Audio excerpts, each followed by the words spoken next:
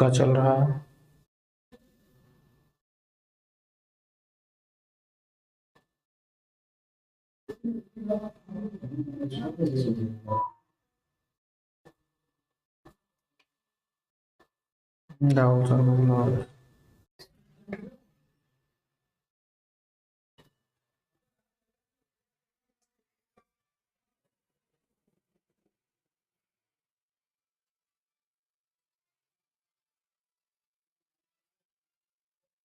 चल रही यहाँ तो कुछ दिख ही नहीं रहा। नमस्कार दोस्तों, टीचर्स एकेडमी के यूट्यूब प्लेटफॉर्म पे मैं रोहित कुमार तिवारी आप लोगों का स्वागत करता हूं। कैसे हैं आप सब? उम्मीद करते हैं आप लोग स्वस्थ होंगे, मस्त होंगे। देखिए, थोड़ा सा क्लास जो है थोड़ा लेट हुई, क्योंकि एक्चुअली बात ऐसा हुआ था कि क्वेश्चन जितने दिए थे उतने पूरे टाइप नहीं हुए थे, इसलिए टाइप कराने में थोड़ा लेट होंगे क्वेश्चन, क्योंकि थोड़े कम ही क्वेश्चन हुए थे टाइप। तो इसलिए आप लोग एक बार क्लास से जितने भी लोग आए थे और चले गए, उन सबके पास एक बार क्लास को फिर से शेयर कर दीजिए, पुनः उन्हें बता दीजिए कि हाँ क्लास क्या हो गई है, क्लास जो है वह स्टार्ट हो गई है। जैसा कि आप सब जानते हैं ये क्लास किसकी चल रही है, ये एनाटॉमी स्पोर्ट साइकोलॉजी की चल रही है। और स्पोर्ट साइकोलॉजी का कौन सा पार्ट है? आज पार्ट नंबर 2 है। आज स्पोर्ट साइकोलॉजी समाप्त हो जाएगी। इसके साथ ही साथ जिन लोगों को यूपी टीजीटी या एमपी टेट की जो तैयारी करना चाहते हैं या किसी अदर स्टेट की तैयारी कर रहे हैं, अगर वो इस बैच से जुड़ना चाहते हैं, ये नया बैच जो स्टार्ट हुआ है, तो 9628959237 पे संपर्क कर सकते हैं। तो चलिए देर न करते हुए हम अपने पहले क्वेश्चन की ओर चलते हैं। हमारा पहला क्वेश्चन क्या कह रहा है, हम उसको देखते हैं। तो हमारा पहला क्वेश्चन कह रहा है, निम्नलिखित में से कौन सा अभिप्रेरणा का पक्ष नहीं है? किसकी बात कर रहा है? अभिप्रेरणा। अभिप्रेरणा मतलब क्या होती है? मोटिवेशन का। तो मोटिवेशन का पक्ष नहीं है क्या? सहानुभूति, आवश्यकता, प्रेरणा, प्रेरित करना। बताओ क्या होगा इस क्वेश्चन का आंसर? आप सब दीजिए। इस क्वेश्चन का आंसर क्या होगा? आप सब दीजिए। क्या होगा इस क्वेश्चन का आंसर? क्या होगा इस क्वेश्चन का आंसर? आप सब बताइए क्या होगा। सभी को गुड इवनिंग, राम राम, सत श्री अकाल, आदाब सबको, जय हिंद। चलिए क्लास की शुरुआत करिए। तो क्या कह रहा है, निम्नलिखित में से कौन सा अभिप्रेरणा का पक्ष नहीं है? तो अगर हम बात करें अभिप्रेरणा की, तो अभिप्रेरणा होती क्या है, मोटिवेशन होता क्या है? तो अगर अभिप्रेरणा की बात करो, अभिप्रेरणा या मोटिवेशन, वह हम ये कह सकते हैं वह क्रिया होती है या वह जैविक क्रिया जो क्या करती है, हमें किसी भी कार्य को करने के लिए क्या करती है, प्रेरित करती है, या उस कार्य को करने के लिए हमें क्या कर रही है, उत्तेजित करती है। ठीक, तो उसे ही हम क्या कहते हैं, उसे ही प्रेरणा कहते हैं। अब यह प्रेरणा जो होती है दो प्रकार की होती है, या आंतरिक भी होती है और बाह्य भी होती है। एक होता है आंतरिक घटक और एक क्या होता है, बाह्य। मतलब आंतरिक क्या होता है? आंतरिक कहने का मतलब ऐसी प्रेरणा जो क्या होती है, जो स्वतः ही उत्पन्न होती है, जिसके लिए किसी भी प्रकार की कोई मोटिवेशन की जरूरत या किसी भी प्रेरक की जरूरत नहीं होती है। जैसे कि अगर मान लो आपको पढ़ना है, तो आपकी इच्छा हो रही है कि पढ़े, उसके लिए न तो आपको नौकरी की चाहत है, न तो सम्मान की चाहत है, किसी भी चीज की चाहत नहीं है, और आपको सिर्फ पढ़ना है। और आंतरिक और बाह्य प्रेरणा क्या होती है? अगर आप किसी लालचवश या कुछ पाने के लिए कुछ कर रहे हैं, कुछ पाने के लिए किसी कार्य को कर रहे हैं, मतलब लक्ष्य की जो प्राप्ति है वह किसी कारणवश कर रहे हैं, तो वह क्या होती है, वह एक बाह्य अभिप्रेरणा होती है। तो चलिए देखिए इस क्वेश्चन का आंसर क्या होगा, अभिप्रेरणा का पक्ष क्या नहीं होगा? तो सहानुभूति जो होगा वह क्या नहीं होगा, यह अभिप्रेरणा का पक्ष नहीं होगा। आवश्यकता बिल्कुल है, क्योंकि आवश्यकता ही तो आविष्कार की जननी होती है। कहने का मतलब यह है कि आवश्यकता का सिद्धांत भी दिया गया है कि प्रेरणा में क्या है, आवश्यकता का सिद्धांत। तो जो आवश्यकता का सिद्धांत है वह यही है। उसके बाद में प्रेरणा, बिल्कुल अगर किसी भी कार्य को करना है तो प्रेरणा की जरूरत तो पड़ेगी ही, और प्रेरित भी होगा, प्रेरित करना भी होगा, लेकिन सहानुभूति नहीं होता है। यह एक क्या होता है, यह किसी भी व्यक्ति का जन्मजात गुण होता है। क्या होता है? जन्मजात गुण होता है। चलो अगले क्वेश्चन पे चलते हैं। खिलाड़ी का आक्रामक व्यवहार निम्नलिखित में से प्रभावित होता है? दल के साथ संवेगात्मक तदात्मय रणनीतिक योग्यता, लक्ष्य प्रवणता, कौशल स्तर। ए और सी, बी और डी, ए और डी, बी और सी। बताइए क्या होगा इस क्वेश्चन का आंसर? आप सब दीजिए क्या होगा इस क्वेश्चन का आंसर? बताइए क्या होगा, क्या होगा इस क्वेश्चन का आंसर? बताइए क्या होगा?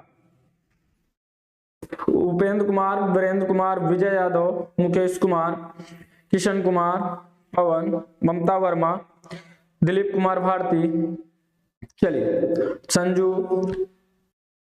नीतू पवार। बताइए इस क्वेश्चन का आंसर दीजिए आप सब। बताइए क्या होगा? एक बार क्लास को शेयर कर दीजिए तथा क्लास से लोगों को जोड़ दीजिए। चलिए बताइए क्या होगा?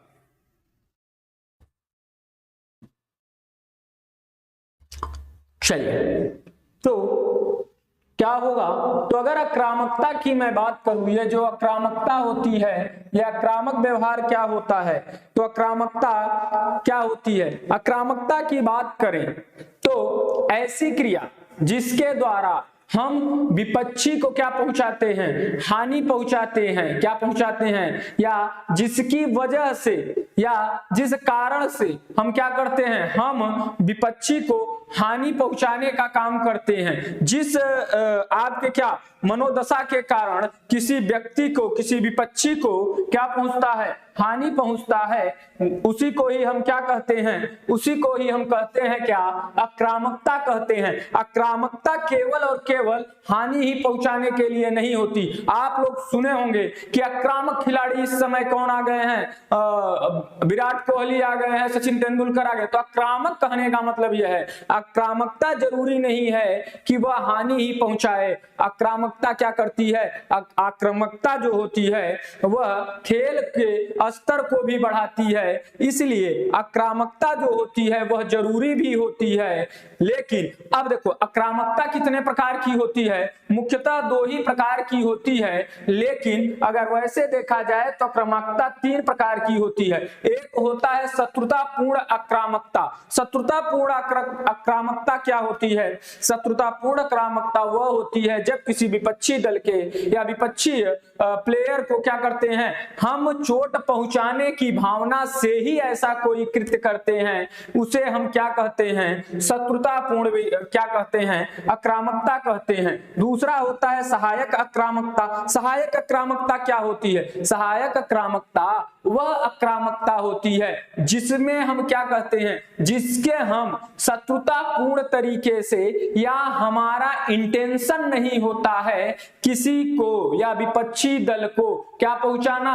हानि पहुंचाना। लेकिन उसके अलावा अगर हो, जैसे मान लो फुटबॉल का प्लेयर है, अब फुटबॉल का प्लेयर बॉल के लिए जा रहा है, अब वह आक्रामक है किसके लिए? गेम जीतने के लिए, बॉल को अपने रीच में लेने के लिए, उसको अपने रीच में लाने के लिए अब वह आक्रामक है। तो वह अगर पैर लगाता है और उसमें लड़के कोई गिर जाता है तो उसे क्या नहीं कहेंगे? शत्रुतापूर्ण आक्रामकता नहीं कहेंगे। वह क्या हो गई? वह होती है सहायक आक्रामकता होती है। तीसरा होता है सशक्तया या मुखर व्यवहार। क्या होता है? सशक्तया या मुखर व्यवहार। अब सशक्तया या मुखर व्यवहार क्या होता है? सशक्तया या मुखर व्यवहार वह होता है जो मनोवैज्ञानिक प्रेशर बनाता है विपक्षियों के ऊपर। मनोवैज्ञानिक रूप से जो प्रेशर बनाया जाता है मुख से बोल के। जैसे कभी कभी देखो क्या होता है, बॉल आई, अब बॉल जब तुम फेंके और क्या हुई? बॉल गिरी और ऊपर चली गई। अब तुम जानबूझ के कुछ, जैसे कोई प्लेयर खेल रहा है, अब तुम उसको क्या करो? चिमगांडिस चिमलांडिस कर रहे हो। जब चिपकांडिस कहो तो चिपगांडिस या छिपकिली कह दो। या जैसे ऑस्ट्रेलिया वालों को क्या कहा जाता है? कंगारू कहा जाता है। हाँ, तो जब कंगारू कह दोगे तो वो क्या हो जाएंगे? वो एकदम रुष्ट हो जाएंगे। पाकिस्तान को अभी क्या कह दो कि एकदम से नालायक, तो क्या हो जाएगा? वह क्रुद्ध हो जाएगा और उससे क्या होगा? उसमें वह गुस्से में आकर क्या करेगा? ऐसा गलत शॉट खेल देगा जिसका परिणाम उसे गलत तरीके से मिल जाएगा और जो इस चीज के लिए उकसाएगा उसे क्या मिल जाता है? फायदा मिल जाता है। तो यह कहा जाता है, यह क्या होता है? यह मुखर होता है। ठीक, तो याद रखिएगा 3 प्रकार के होते हैं। तो यह जो आक्रामकता है, यह व्यवहार क्या होता है, दल के साथ संवेगात्मक तदाद में, बिल्कुल, क्योंकि संवेगात्मक ही तो होता है, मनोवैज्ञानिक प्रेशर बनाना ही तो संवेगात्मक होता है दल के साथ। उसके साथ रणनीतिक योग्यता, बिल्कुल रणनीतिक योग्यता आक्रामकता से कहीं मतलब नहीं होता है। कौशल स्तर में, बिल्कुल कौशल स्तर में भी किसी भी प्रकार का आप आक्रामकता कर लिए, कौशल अपनी जगह कौशल ही रहेगा, स्किल किसी का आप बिगाड़ नहीं सकते। लेकिन लक्ष्य प्रवर्तया में आप क्या कर सकते हो, लक्ष्य की प्राप्ति के लिए यह क्या होता है, यह आक्रामकता व्यवहार जो होता है हानिकारक होता है। यह क्या करता है, या तो क्या करता है, लक्ष्य तो आपको मिलवा देगा, या तो कभी कभी जब शत्रुतापूर्ण रहेगा तो यह क्या करेगा, लक्ष्य से आपको बहुत दूर भी ढकेल सकता है। तो इसका आंसर क्या हो जाएगा, ए और सी, मतलब आंसर नंबर ए यही इसका आंसर हो जाएगा। चलो अगले क्वेश्चन पे चलते हैं। अगला क्वेश्चन हमारा क्या कह रहा है, सूची फर्स्ट का सूची सेकंड से सुमेलित कीजिए और नीचे दिए गए कूट में से सही विकल्प चुनिए। क्या कह रहा है, सूची फर्स्ट और सूची सेकंड, तनाव, क्रोध, कुंठा, चिंता, शारीरिक और मनोवैज्ञानिक मांग और प्रत्युत्तर क्षमता के बीच असंतुलन,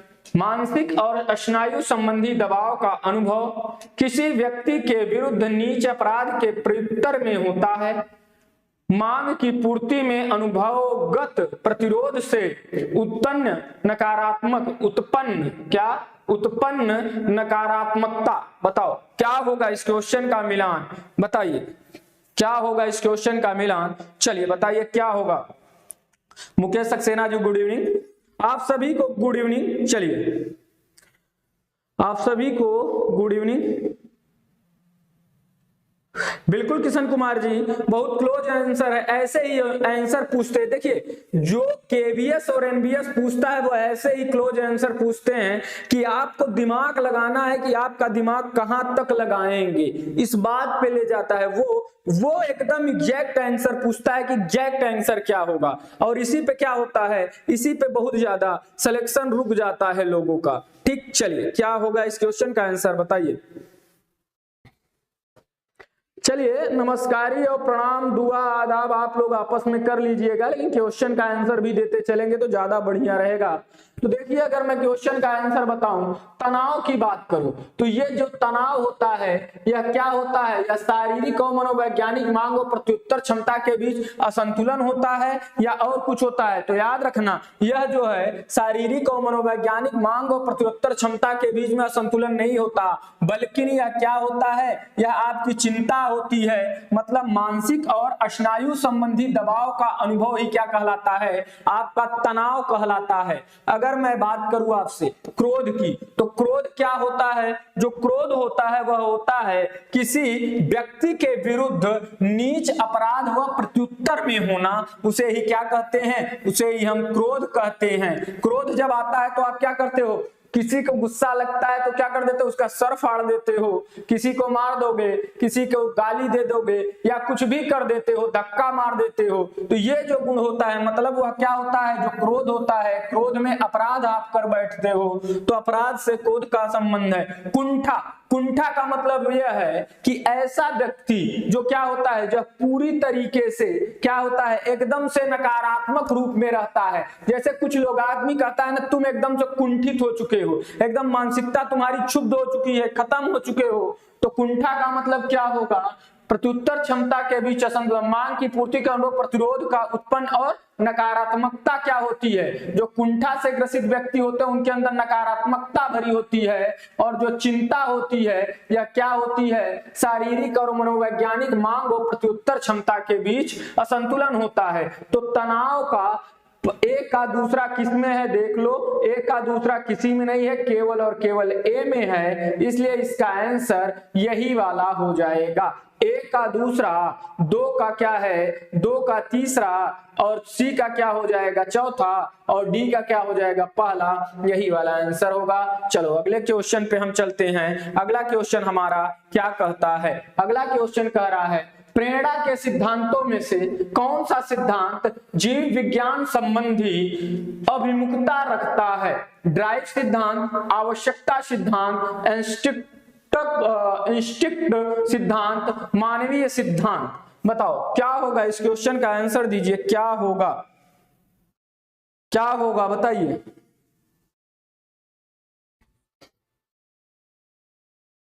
बताइए क्या होगा, इस क्वेश्चन का आंसर बताइए।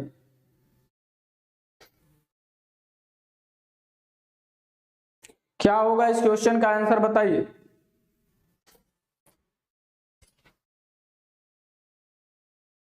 बातें अगर आप लोगों की हो जाए तो कृपया करके इस क्वेश्चन का आंसर देना। आप लोगों को ज्यादा लग रहा है, आप लोगों को चीजें ज्यादा समझ में आ गई, क्योंकि जब मैं उधर समझाता हूं तो आप लोग आपस में बातें करने लगते हैं, टाइप करने में ज्यादा ध्यान देते हो, समझने में हमको लगता है कमी। जब इतना लंबा लंबा मैसेज आप लोग टाइप करके आप लोग बातें कर ले रहे हो तो कितना आप लोग पढ़ लेते होगे, ये बताओ। तो प्रेरणा के सिद्धांतों में से कौन सा सिद्धांत, जीव विज्ञान किसकी बात कर रहा है, जीव विज्ञान का सिद्धांत कह रहा है। तो जीव विज्ञान का सिद्धांत किसे कहते हैं, मूलभूत, क्या मूलभूत का सिद्धांत या मूलभूत प्रवृत्ति का सिद्धांत जिसे बोलते हैं, उसे ही हम क्या कहते हैं, उसे ही हम कहते हैं इंस्टिंक्ट सिद्धांत। इसे ही क्या कहते हैं, मूलभूत, मूलभूत क्या कहते हैं, प्रवृत्ति का सिद्धांत। और ये जो मूलभूत प्रवृत्तियां होती हैं यह क्या होती हैं, यह जन्मजात होती हैं। क्या होती हैं, जन्मजात होती हैं। और जो चीजें जन्मजात होती हैं मतलब आनुवांशिक हैं, मतलब कहने का मतलब वह बचपन से ही चली आ रही हैं, तो वह क्या होंगी, वह बायोलॉजिकल उसमें चली जाती है, मतलब जीव विज्ञान से संबंधित रख लेंगी,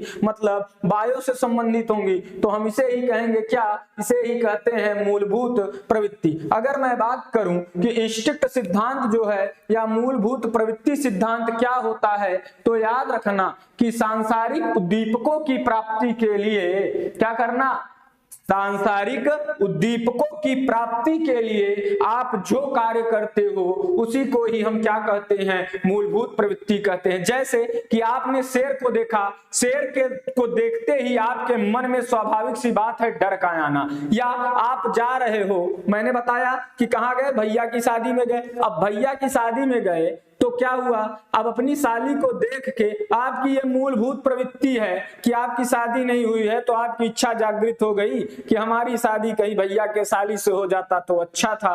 तो देखते ही उसको आपके दिल में जो क्या हुआ, आपकी जो हार्ट बीट बढ़ गई, क्या बढ़ गई, जो हार्ट बीट बढ़ गई, मतलब दिल की धड़कनें बढ़ गई, वह क्या है, एक मूल प्रवृत्ति है। तो जैसे कि आपको भूख लगी, खाना खाने की इच्छा है, तो खाना खाने मतलब भूख अगर लगी है तो खाना खाने की इच्छा होगी, और उस खाने के लिए आप क्या करोगे, उस खाना खाने के लिए, उस खाने को प्राप्त करने के लिए आप कार्य को जरूर करोगे। क्या करोगे, उस कार्य को जरूर करोगे। तो वही क्या कहलाता है, मूलभूत प्रवृत्ति। मतलब अगर प्यास लगी है तो आप पानी पीने के लिए आपको कोई न कोई क्या करनी पड़ेगी, आपको कार्य करना ही पड़ेगा पानी पीने के लिए। वही क्या कहलाता है, वही कहलाता है आपको क्या, मूलभूत प्रवृत्ति कहलाती है। ड्राइव सिद्धांत क्या कहता है, अगर मैं बात करूं कि जो आपका ड्राइव सिद्धांत है, अगर आपसे ये पूछ ले कि ये मूलभूत प्रवृत्ति का सिद्धांत किसने दिया था,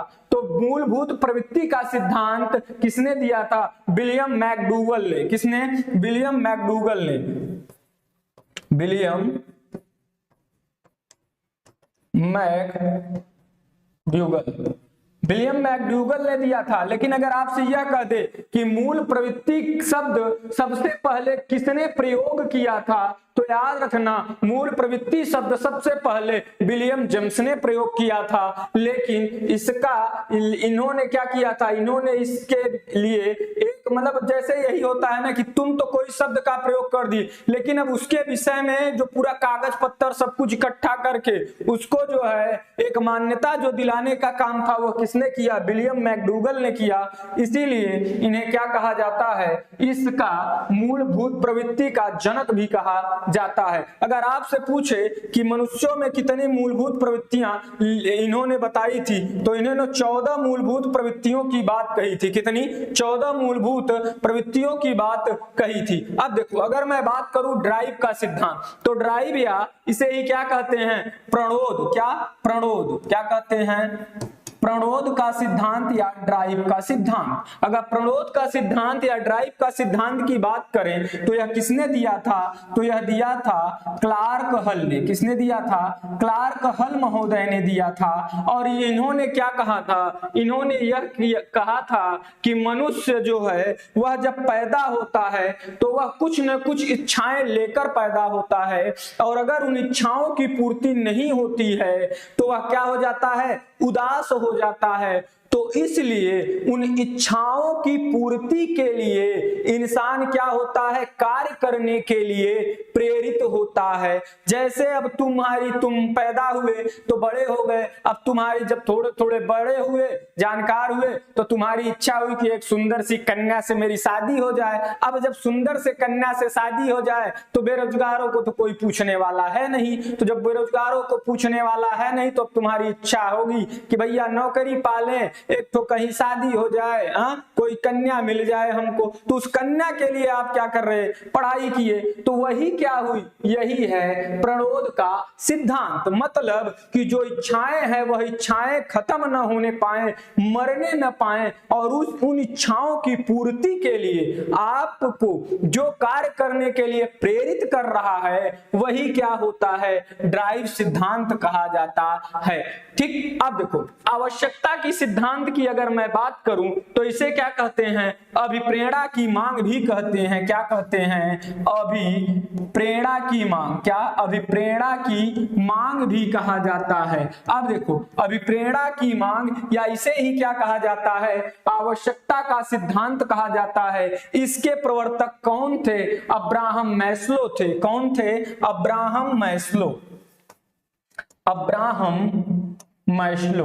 अब देखो अब्राहम मैस्लो जो थे, कौन? अब्राहम मैस्लो महोदय। अब्राहम मैस्लो महोदय ने क्या कहा? इन्होंने कहा जो मनुष्य है उसको क्या क्या चाहिए? उसको जो है क्या चाहिए? उसकी कुछ आवश्यकताएं होती हैं। उन आवश्यकताओं की पूर्ति के लिए क्या होता है? वह अंदर से किसी भी कार्य को करने के लिए क्या होता है? प्रेरित होता है। जैसे कि रोटी, कपड़ा और मकान, यह सारे इंसान को क्या चाहिए? रोटी, कपड़ा, मकान, शिक्षा और क्या चाहिए? सुरक्षा। इसके साथ ही साथ उसे क्या चाहिए? उसे जो है समाज में इज्जत भी चाहिए। तो क्या कि आपने अन्य को पूरा पूरा फुल इज्जत देना चाहिए। अब मैं वो नहीं रहा लिबिर लिबिर करने वाला, तो लिबिर लिबिर नहीं करना। आप क्या करना है? उसे फुल इज्जत भी चाहिए। भाई पढ़ा लिखा आदमी हो गया, तो वही बात हुई। तो अब जो इज्जत पाने की बात है, मतलब कि किसी भी व्यक्ति को क्या चाहिए? शारीरिक मांग होती है, उसकी सुरक्षा की मांग होती है, समाज की मांग होती है, सम्मान की मांग होती है। और ये जब सारी चीजें उसे मिल जाती है तो उसे क्या होती है? आत्मसिद्धि की भी मांग होती है। तो यही जो कहा था, यह बात किसने कही? यह बात कही थी अब्राहम मैस्लो महोदय ने। और यही कहता है आवश्यकता का सिद्धांत। क्या कहता है? आवश्यकता का सिद्धांत। इसीलिए कहा जाता है आवश्यकता क्या है? आविष्कार की जननी है। अगर आपको किसी चीज की आवश्यकता है, अगर आज आपको पैसे की जरूरत है, आपको शादी की जरूरत है, तो आप क्या करोगे? केबीएस में नौकरी पाओगे और एक सुंदर सी कन्या से क्या कर लोगे? शादी कर लोगे। लेकिन अगर नौकरी नहीं पाओगे तो ये ख्वाब क्या रह जाएंगे?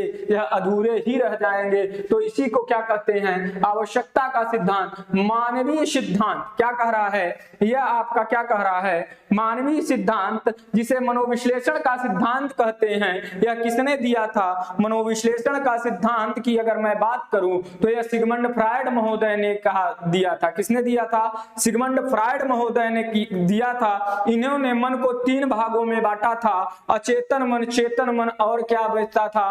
अर्धचेतन मन। अचेतन मन, इन्होंने क्या कहा था? जो अचेतन मन होता है इसकी मात्रा मनुष्य के अंदर सबसे ज्यादा होती है।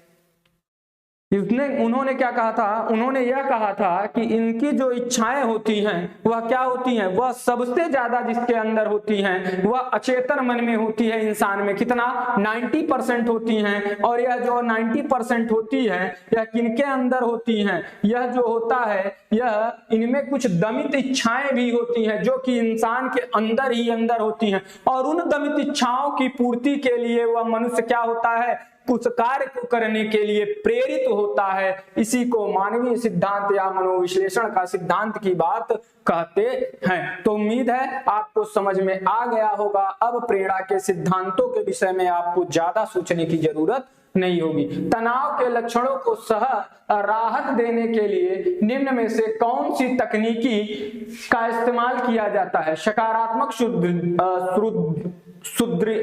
सुदृढ़ीकरण, स्वतः जात प्रशिक्षण, भार प्रशिक्षण, तनाव कम करने का उपाय। बताइए क्या होगा इस क्वेश्चन का आंसर, क्या होगा? सर पीडीएफ मिलेगी क्या? बिल्कुल विजय जी, पीडीएफ के लिए आप लोग टेलीग्राम से ऐड हो जाइए। जो टीचर्स एकेडमी का टेलीग्राम नीचे लिंक दिया गया है, यह जो है डेली जो है टेलीग्राम पे यह पीडीएफ जितनी भी दिनों की क्लास हुई है सारी पीडीएफ वहां पे पहुंच जाती है, सब लोगों के पास तक पहुंच जाती है। तो चलिए आप लोग क्या करिए, इस क्लास से जुड़ जाइए। चलिए एक बार क्लास को शेयर कर दीजिए था, क्लास को लाइक कर दीजिए। देख रहे हैं, लग रहा है कि साइकोलॉजी सब लोगों का तैयार था, इस वजह से देख रहे हैं क्योंकि एनाटॉमी की क्लासेस में ज्यादा लोग आप सब आते थे, लेकिन अब धीरे धीरे क्या हो रहा है, रेशियो आप लोगों का डाउन हो रहा है। क्यों, क्या लग रहा है तैयारी पूरी हो गई क्या आप लोगों की? चलिए देखिए, तो अगर इस क्वेश्चन के आंसर की बात करें कि तनाव के लक्षणों राहत देने के लिए निम्न में से कौन सी तकनीकी इस्तेमाल की जाती है? सकारात्मक सुदृढ़ीकरण, स्वतः जात प्रशिक्षण, भार प्रशिक्षण, तनाव कम करने के उपाय। तो आप लोगों ने इसका आंसर क्या दिया है एक बार देख लेते हैं, फिर बात करते हैं।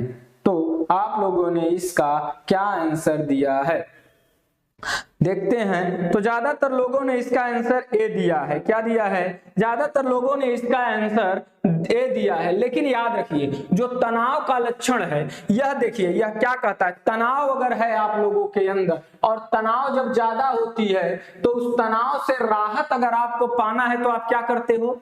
आप क्या करते हो? अकेले बैठते हो और जिस चीज के लिए आपके मन में टेंशन होता है वह क्या करते हो? अब उस चीज के लिए आप क्या करते हो? सोचते हो, विचारते हो कि इसको मैं कैसे दूर करूं, या जैसे केबीएस को लेके आप लोगों के अंदर क्या है, तनाव है, आप लोग थोड़ा टेंशन में हो, तो आप क्या करते हो? आप बैठ के रोज डेली सोचते होगे ना कि हम इसको कैसे पास करें, किस तरीके से पास करें। हाँ, तो ये चीजें जो सोचते हो, तो मतलब स्वतः जात प्रशिक्षण, क्या बोलते हैं इसे? बोलते हैं स्वतः जात प्रशिक्षण बोलते हैं, स्वतः जात प्रशिक्षण बोलते हैं, जिसे ऑटोजेनिक ट्रेनिंग बोलते हैं, जिसे आत्म सुझाव बोलते हैं। क्या बोलते हैं? आत्म सुझाव बोलते हैं। क्या? आत्म सुझाव बोलते हैं। तो उम्मीद ज्यादातर लोगों का आंसर सबका गलत आया है, थोड़ा दिमाग से करिए।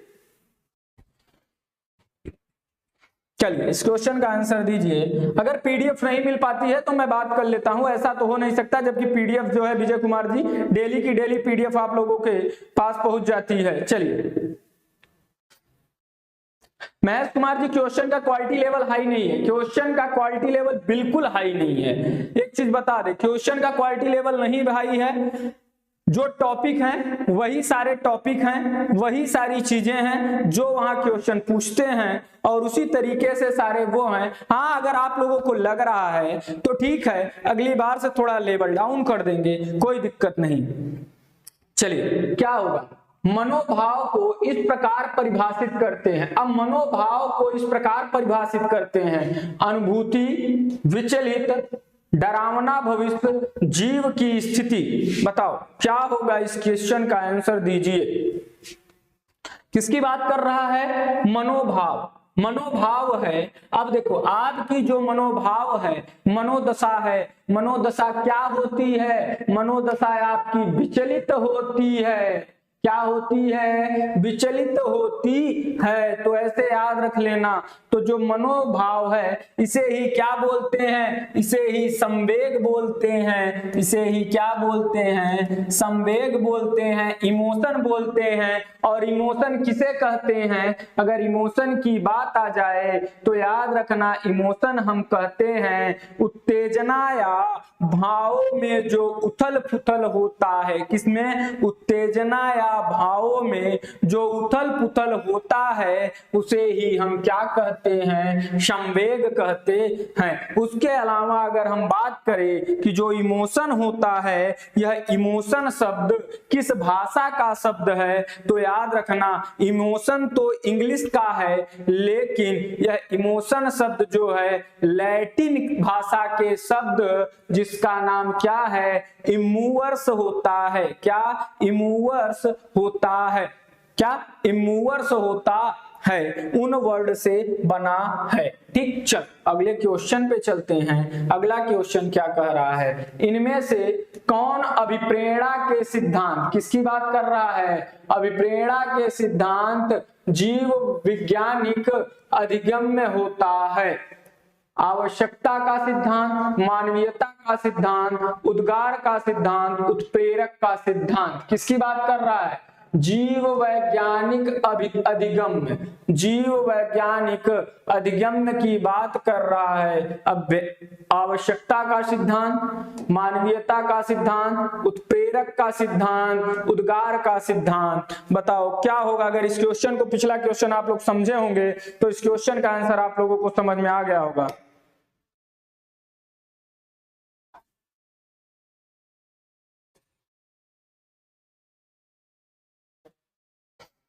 चलिए,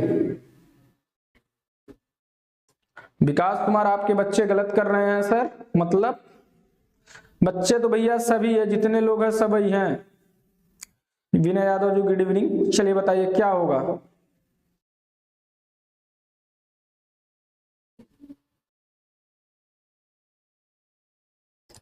आर के गुज्जर जी कहाँ ये कहा है कि 4 से 5 क्वेश्चन आए थे, पेपर एनालिसिस किए हो? हाँ, 2013 का पेपर देखे हो, 2016 2018 दोनों यूट्यूब पे पड़े हुए हैं, दोनों सॉल्व कराया है। नॉकआउट से कितने क्वेश्चन आए हैं जाके देख लेना। 2018 का पेपर है, 2016 का पेपर है, 2013 के भी पेपर में देखना कितने क्वेश्चन आते हैं नॉकआउट टूर्नामेंट का। पिक्चर कहाँ आता है भैया बनाने को, थ्योरेटिकल क्लास थोड़ी ना हो रही है भैया।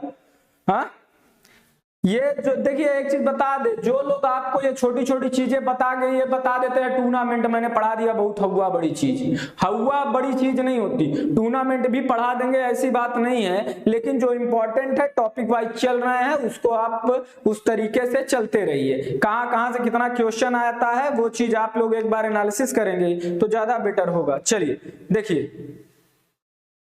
इनमें से कौन सा प्रेरणा के सिद्धांत जीव, तो याद रखिएगा उद्गार का जो सिद्धांत होता है इसी को क्या कहते हैं, जीव वैज्ञानिक अधिगम्य कहा जाता है। क्या कहा जाता है, इसे ही हम जीव वैज्ञानिक अधिगम्य कहते हैं। क्यों जीव वैज्ञानिक अधिगम्य, क्योंकि किसी भी दोहराए जाने वाले व्यवहार, देखो अब ये क्या कहता है, उद्गार का सिद्धांत क्या कहता है, किसी भी कार्य को दोहराए जाने वाले कार्य को, मतलब अगर किसी चीज में तुमको क्या आ गया, मजा आ गया, तो तुम उस कार्य को दोबारा दोहराने की इच्छा करोगे। और जब दोहराने की इच्छा करोगे, और यह कब होता है, यह आपका जब जैविक, या हम ये कहते हैं कि जो आपकी क्या होती है, जो आपकी जैविक या मनोवैज्ञानिक दशा होती है, या हम ये कह सकते हैं जो आपकी संवेगात्मक होता है, संवेगात्मक दशा की पूर्ति के लिए, या मनोवैज्ञानिक दशा की पूर्ति के लिए, या जैविक क्रियाओं की पूर्ति के लिए, जो जन्मजात होती हैं उनकी पूर्ति के लिए आप अगर उनकी संतुष्टि है, जैसे काम की भावना, काम की जो भावना है वह बच्चे के अंदर जब आ जाती है या किसी भी पुरुष के अंदर आ जाती है, अब उसकी संतुष्टि होने के बाद वह बार बार उस कार्य को करने के लिए क्या होता है, प्रेरित होता है, उस कार्य को करने के लिए प्रेरित होता है, और वह क्या होता है, वह जीव वैज्ञानिक अधिगम्य ही होता है। तो याद रखना क्या होगा, उद्गार का सिद्धांत, आवश्यकता का सिद्धांत भी बता दिया, मानवीयता का सिद्धांत और प्रेरक, इन तीनों के सिद्धांत के विषय में मैंने चर्चा कर ली। अगले क्वेश्चन पे चलते हैं। खेलों में संवेग के प्रशिक्षण के लिए श्रेष्ठ विधि है, क्या है, विरोध, अनुप्रेषण, प्रावरोध, ऊर्ध्वपातन। बताओ क्या होगा, इस क्वेश्चन का आंसर बताइए, केबीएस में भी आया हुआ क्वेश्चन है, बताइए क्या होगा इस क्वेश्चन का आंसर बताइए। बिल्कुल सही, चलिए क्या होगा, क्या होगा इस क्वेश्चन का आंसर आप सब दीजिए, क्या होगा।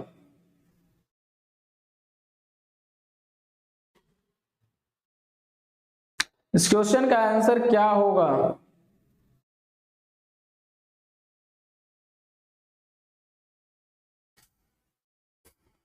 क्या होगा? तो ज्यादातर लोगों का आंसर मैं देख पा रहा हूं आने लगा है, और ज्यादातर लोगों का आंसर क्या आ रहा है? बी आ रहा है। खेलों में संवेग के प्रशिक्षण के लिए, संवेग के प्रशिक्षण के लिए अगर मैं बात करूं तो क्या होता है? ऊर्ध्वपातन होता है, ना कि अनुप्रेषण होता है। यह केबीएस में आया हुआ क्वेश्चन है। क्या है? यह केबीएस में आया हुआ क्वेश्चन है। तो थोड़ा समझ के अब देखो, जो आपका ये होता है कि खेलों में प्रशिक्षण के लिए जो श्रेष्ठ विधियां होती हैं, वह कौन कौन सी श्रेष्ठ विधियां होती हैं, उनके विषय में आप समझ लो। पहला होता है क्या? ऊर्ध्वपातन विधि, या इसे ही क्या बोलते हैं? शोधन विधि भी बोलते हैं। क्या बोलते हैं? शोधन विधि बोलते हैं। और जो दूसरा नंबर होता है उसे हम क्या कहते हैं? रेचन विधि बोलते हैं। क्या विधि बोलते हैं? रेचन विधि। और जो तीसरा विधि होता है उसे क्या कहते हैं? अध्ययवसन विधि कहते हैं। क्या? अध्यावसन। क्या? अध्यावसन विधि कहते हैं। क्या कहते हैं? अध्यावसन विधि कहते हैं। तो याद रखना, 3 विधि होती है: ऊर्ध्वपातन विधि, रेचन विधि, अध्यावसन विधि होती है। विरोध, अनुप्रेषण और प्रावरोध विधि कोई नहीं होती है। किसके लिए? संवेग के प्रशिक्षण की श्रेष्ठ जो विधियां होती हैं, या कितनी होती हैं? यही 3 होती हैं, ये तीनों नहीं होती हैं। तो आप इसे जरूर याद रखना। चलो अगले क्वेश्चन पे चलते हैं। प्रेरणा की विधियां हैं। क्या? प्रेरणा की विधियां हैं: रुचि, सफलता, सामूहिक कार्य, इनमें से सभी। क्या होगा इस क्वेश्चन का आंसर? बताइए क्या है?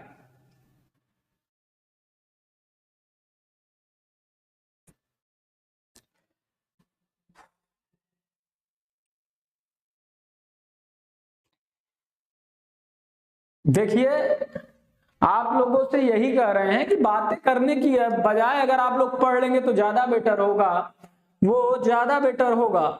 और अगर न समझाने की, अगर आप लोग चाहते हो, न समझने की इच्छाएं हो तो बता दीजिएगा। क्वेश्चन जल्दी जल्दी करवाते हुए चलेंगे, क्योंकि इस तरीके से आपस में जब आप बातें करते रहेंगे, आप लोग कन्वर्सेशन करते रहेंगे, तो आप लोग बल्कि बात करने से अच्छा है कि आप लोग पेन और कॉपी लेके बैठे रहिए। जो चीजें लिखा रहे हैं, जो चीज बोल रहे हैं, वो सारी चीजें मैं यहाँ नहीं नोट करता जितना मैं बोलता हूँ, तो इसलिए आप लोग उसे चाह ले तो नोट भी करते रहे, क्योंकि इतना मैं फास्ट नहीं पढ़ाता हूँ। तो चलिए देखिए, प्रेरणा की विधियां क्या है? रुचि, सफलता, सामूहिक कार्य, इनमें से सभी।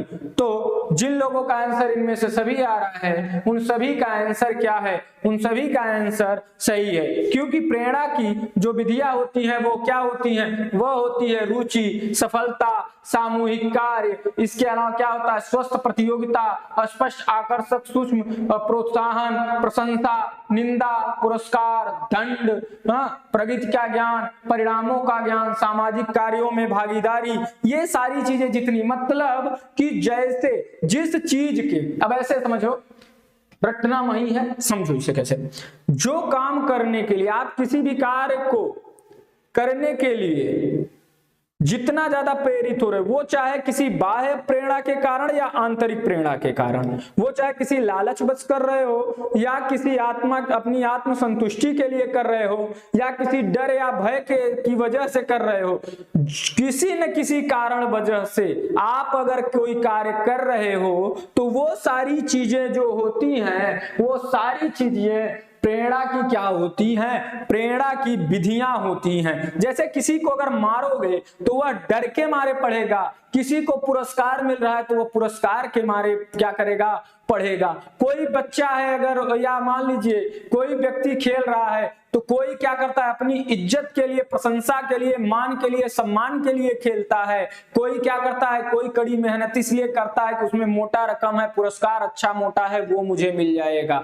कोई क्या करता है कि समाज का कार्य चल रहा है, इसमें मैं अपनी भागीदारी दे दूं, लोग मुझे भी जान जाए, इसके लिए भी जाते हैं। कुछ ऐसे हैं कि लोग अगर नहीं जाएंगे तो निंदा करेंगे, इसके लिए भी करते हैं कुछ कार्य। तो ये सारी चीजें क्या होती है? प्रेरणा की विधियां होती हैं। चलो देखो, किसने कहा है किसने कहा है खेल संवेगों को स्थिरता प्रदान करने में सहायक क्या होती है, सहायता देती है, क्या सहायता देता है। Crow and Crow, Skinner and Harrison, Hurlock, H C. Berg. क्या कहा, किसने कहा खेल संवेगों को स्थिरता प्रदान करने में सहायता देती है या सहायता देता है। क्या होगा इस क्वेश्चन का आंसर बताइए, क्या होगा।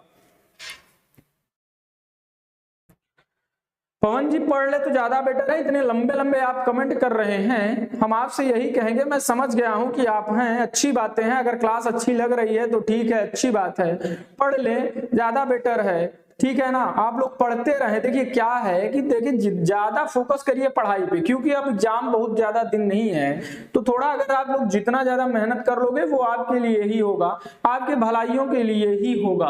तो देखिए अगर मैं बात करूं तो बिल्कुल इस क्वेश्चन का आंसर जिन लोगों ने भी दिया है, स्किनर एवं हैरिसन ने, उन सब का आंसर क्या है, सही है। चलो अगले क्वेश्चन पे चलते हैं। प्रेरणा का द्विकारक सिद्धांत द्वारा दिया गया, किसके द्वारा, मास्लो द्वारा, जुंग द्वारा, एल्डरफर द्वारा, हर्जबर्ग द्वारा। बताओ किसने दिया, ये बताओ, इस क्वेश्चन का आंसर बताओ। चलो क्वेश्चन का आंसर बताओ क्या है, इस क्वेश्चन का आंसर आप सब बताइए क्या होगा।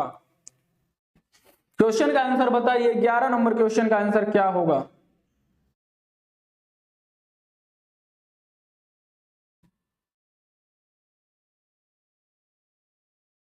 क्या होगा,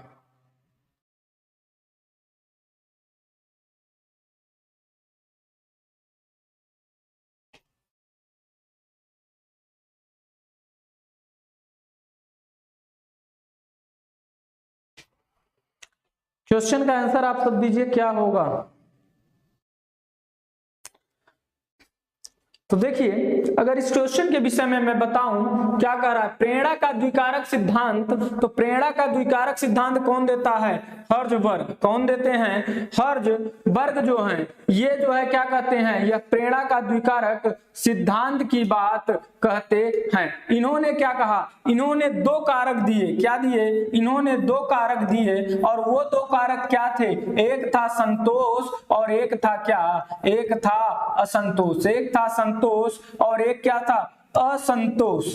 क्या था, असंतोष। अब जिसको भैया की शादी में गए, जिसको तो क्या हुआ, जिसकी तो वहां शादी फिक्स हो गई, उसे तो मिला संतोष, तो वह क्या करेगा, वह बार बार वो चीज को करेगा, वह बार बार ससुराल जाने की इच्छा जाहिर करेगा, क्योंकि उसी बहाने कम से कम वो क्या होगा, अपनी साली से मुलाकात कर लेगा। लेकिन जो बेचारा वहां जाएगा और जाने के बाद उसकी हो गई थी कुटाई ससुराल में, तो वो कभी जाएगा, वह नहीं जाएगा, तो उसे क्या हुआ, असंतोष। तो याद रखना, कुछ अगर संतोष की प्राप्ति, मतलब इन्होंने यही कहा कि अगर प्रेरणा का दो कारक सिद्धांत, इन्होंने यही बताया कि दो कारक होते हैं, एक संतोष और एक असंतोष। अगर इन दोनों की प्राप्ति है, अगर किसी भी चीज को कार्य करने के बाद अगर संतोष की प्राप्ति होती है, तो क्या होता है, तो हम उस कार्य को करने के लिए क्या करते हैं, हम क्या होते हैं, प्रेरित होते हैं। लेकिन अगर असंतोष उसमें मिलता है तो हम उस कार्य के लिए प्रेरित नहीं होते हैं। भय से भले कुछ कोई कार्य कर ले,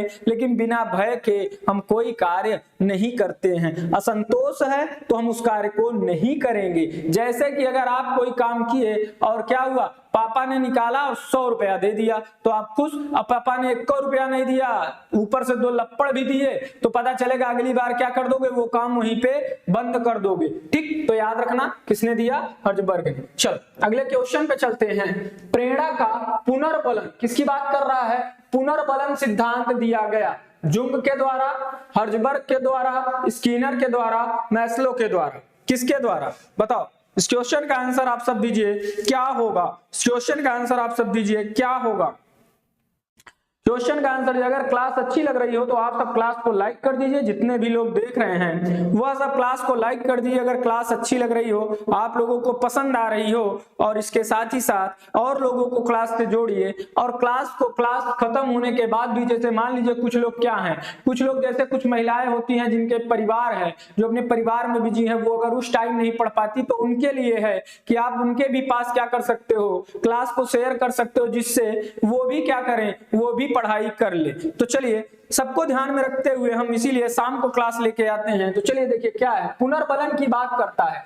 पुनर्बलन कहने का मतलब यह है कि किसी भी व्यक्ति को क्या देना, ऊपर से क्या देना, कुछ पुरस्कार देना, या हम ये कह सकते हैं पुनर्बलन का मतलब क्या, किसी को ऊपर से बल दे दो। तुम क्या दे दो, ऊपर से बल। कोई काम कराने गए, बाबू साहब सरकारी काम कराने गए, कागज नहीं बन रहा है और उनको जेब से निकाले पुनर्बलन ऐसे दिखाए, तुरंत वो काम तुरंत, हाँ नहीं हो रहा था, जिस काम के लिए तुम 50 दिन से दौड़ रहे थे वो काम तुरंत और तत्काल उसी समय हो जाएगा। तो वो होता है क्या, पुनर्बलन। मतलब पुरस्कार या दंड जो होता है वही किसका काम करता है, वह पुनर्बलन का काम करता है, जो बाह्य प्रेरणा का भाग होता है। और यह बात किसने कही थी, स्किनर महोदय ने कही थी। किसने कहा था, स्किनर महोदय ने कहा था। चलो, निम्नलिखित में से कौन सा खेल का आंतरिक पुरस्कार है, किसकी बात कर रहा है, आंतरिक पुरस्कार या आंतरिक प्रेरणा की बात कर रहा है। किनमें से कौन आंतरिक प्रेरणा है, मान्यता, प्रतिष्ठा, ध्यान देना, आत्मसम्मान। बताओ क्या होगा इस क्वेश्चन का आंसर, आप सब बताओ, बताइए क्या होगा। बहुत बहुत धन्यवाद Yogendra ji, half century cross हो गया तो आप लोगों का बहुत बहुत धन्यवाद। कहाँ अभी हाफ सेंचुरी क्रॉस कर रही हैं आप लोग। चलिए जल्दी से इसको हाफ सेंचुरी के बाद इसको शतक तक पहुंचाओ। देख रहे हो क्या हो रहा है, ज्यादातर देखो जितने भी प्लेयर आ रहे हैं वो क्या कर रहे हैं, सब शतक मार रहे हैं। तो इसको क्लास को भी आप लोग शतक तक पहुंचाइए, इसको क्या करिए, शतक तक पहुंचाने का प्रयास करिए। चलिए क्या होगा बताइए।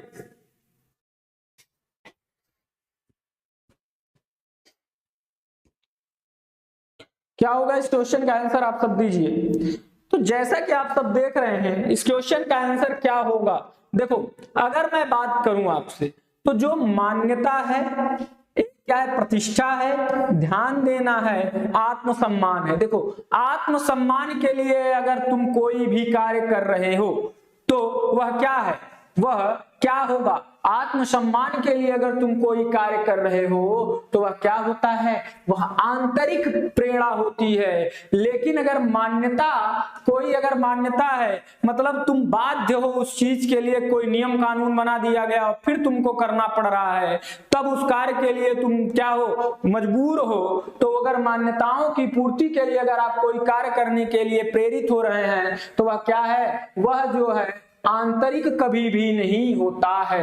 प्रतिष्ठा के लिए कि कोई मान मर्यादा, ये काम करूंगा तो मुझे लोग क्या करेंगे, मुझे इज्जत देंगे, प्रतिष्ठा। जैसे आप लोग पढ़ाई कर रहे हो तो पढ़ाई करने के बाद आप ये सोच रहे हो कि मुझे क्या मिलेगा, मुझे सम्मान मिलेगा, इज्जत मिलेगा, लोग हमें क्या करेंगे, हमें क्या करेंगे, गांव में जाएंगे लोग इज्जत की निगाहों से देखेंगे सर। तो वो भी क्या होता है, बाह्य प्रेरणा। किसी लालच बस अगर कोई काम कर रहे हो तो वो सारी चीजें बाह्य प्रेरणा में होती हैं। ध्यान देने की बात आए तो ध्यान देना तो किसी प्रेरणा में आती ही नहीं है, ध्यान देने की बात ही नहीं है। तो मेन तो क्या है, आत्म सम्मान जो होता है यही आपका क्या होगा, आंतरिक प्रेरणा होगी। चल अगले क्वेश्चन पे चलते हैं। उपलब्धि प्रेरणा किससे संबंधित है, उपलब्धि प्रेरणा किससे संबंधित है, व्यक्ति की आवश्यकता के अनुसार, व्यक्ति के ज्ञान के अनुसार, व्यक्ति के अनुभव के अनुसार, व्यक्ति के आवृत्ति के अनुसार। बताओ क्या होगा इस क्वेश्चन का आंसर, आप सब दीजिए क्या होगा।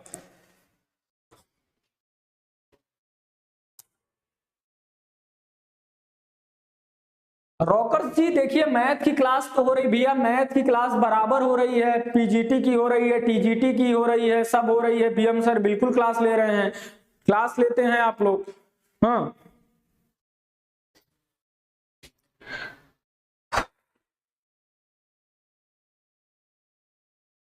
कब से नहीं हो रही भैया, हो तो रही है, बराबर तो हो रही है। बाकी वो अब बीएम सर की बात है, बीएम सर जानेंगे।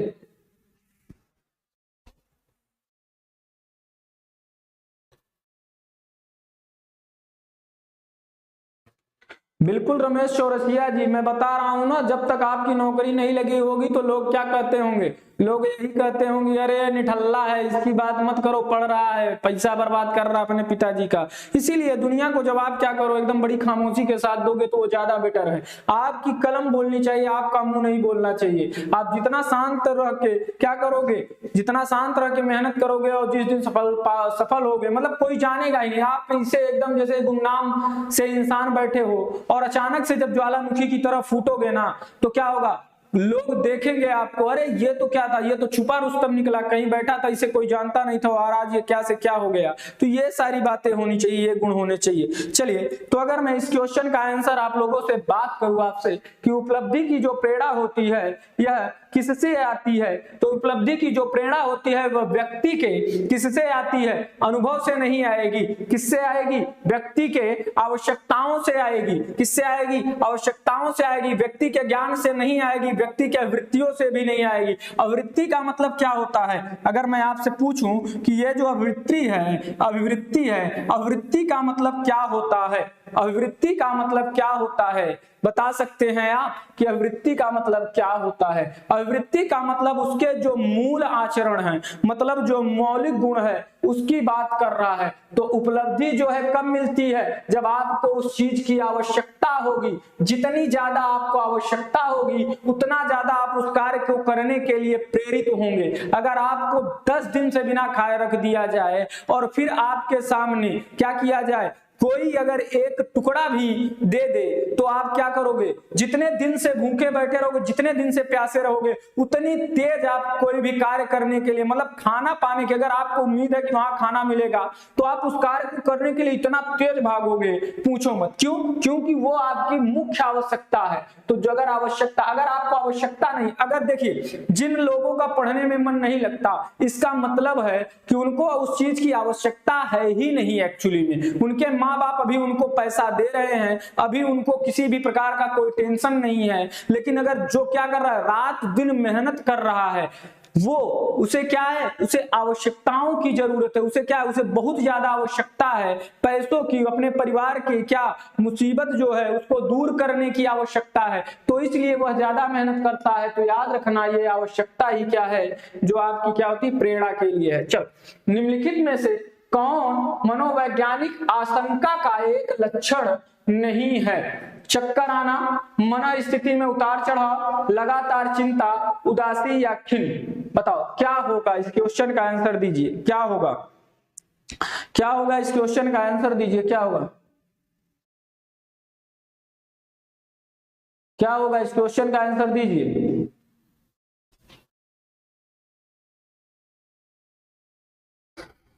बिल्कुल बिल्कुल बिल्कुल किशन कुमार जी, दुनिया जो है आपके स्ट्रगल को नहीं देखती, आपकी सफलताओं को ही देखती है। आदमी कहता है ना, उगते सूरज को सब सलाम करते हैं, ढलते सूरज को कोई नहीं करता। समझ रहे हो ना?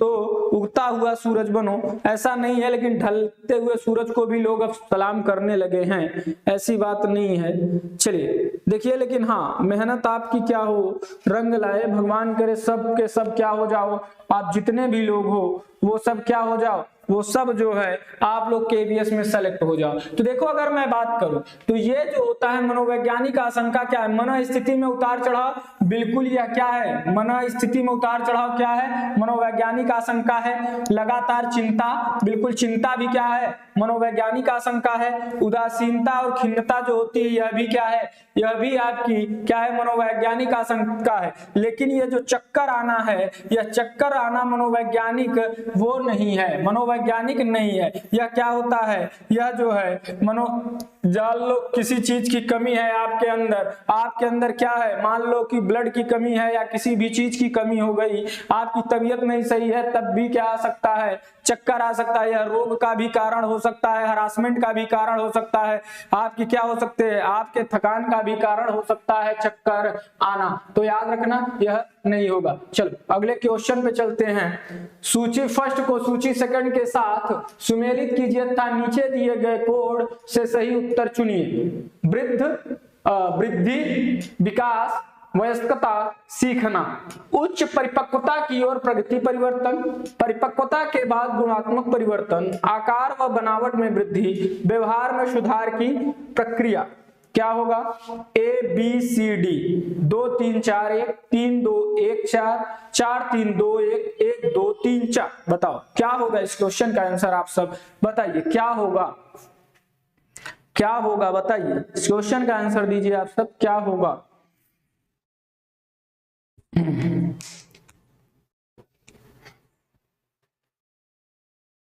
क्या होगा? इस क्वेश्चन का आंसर दीजिए।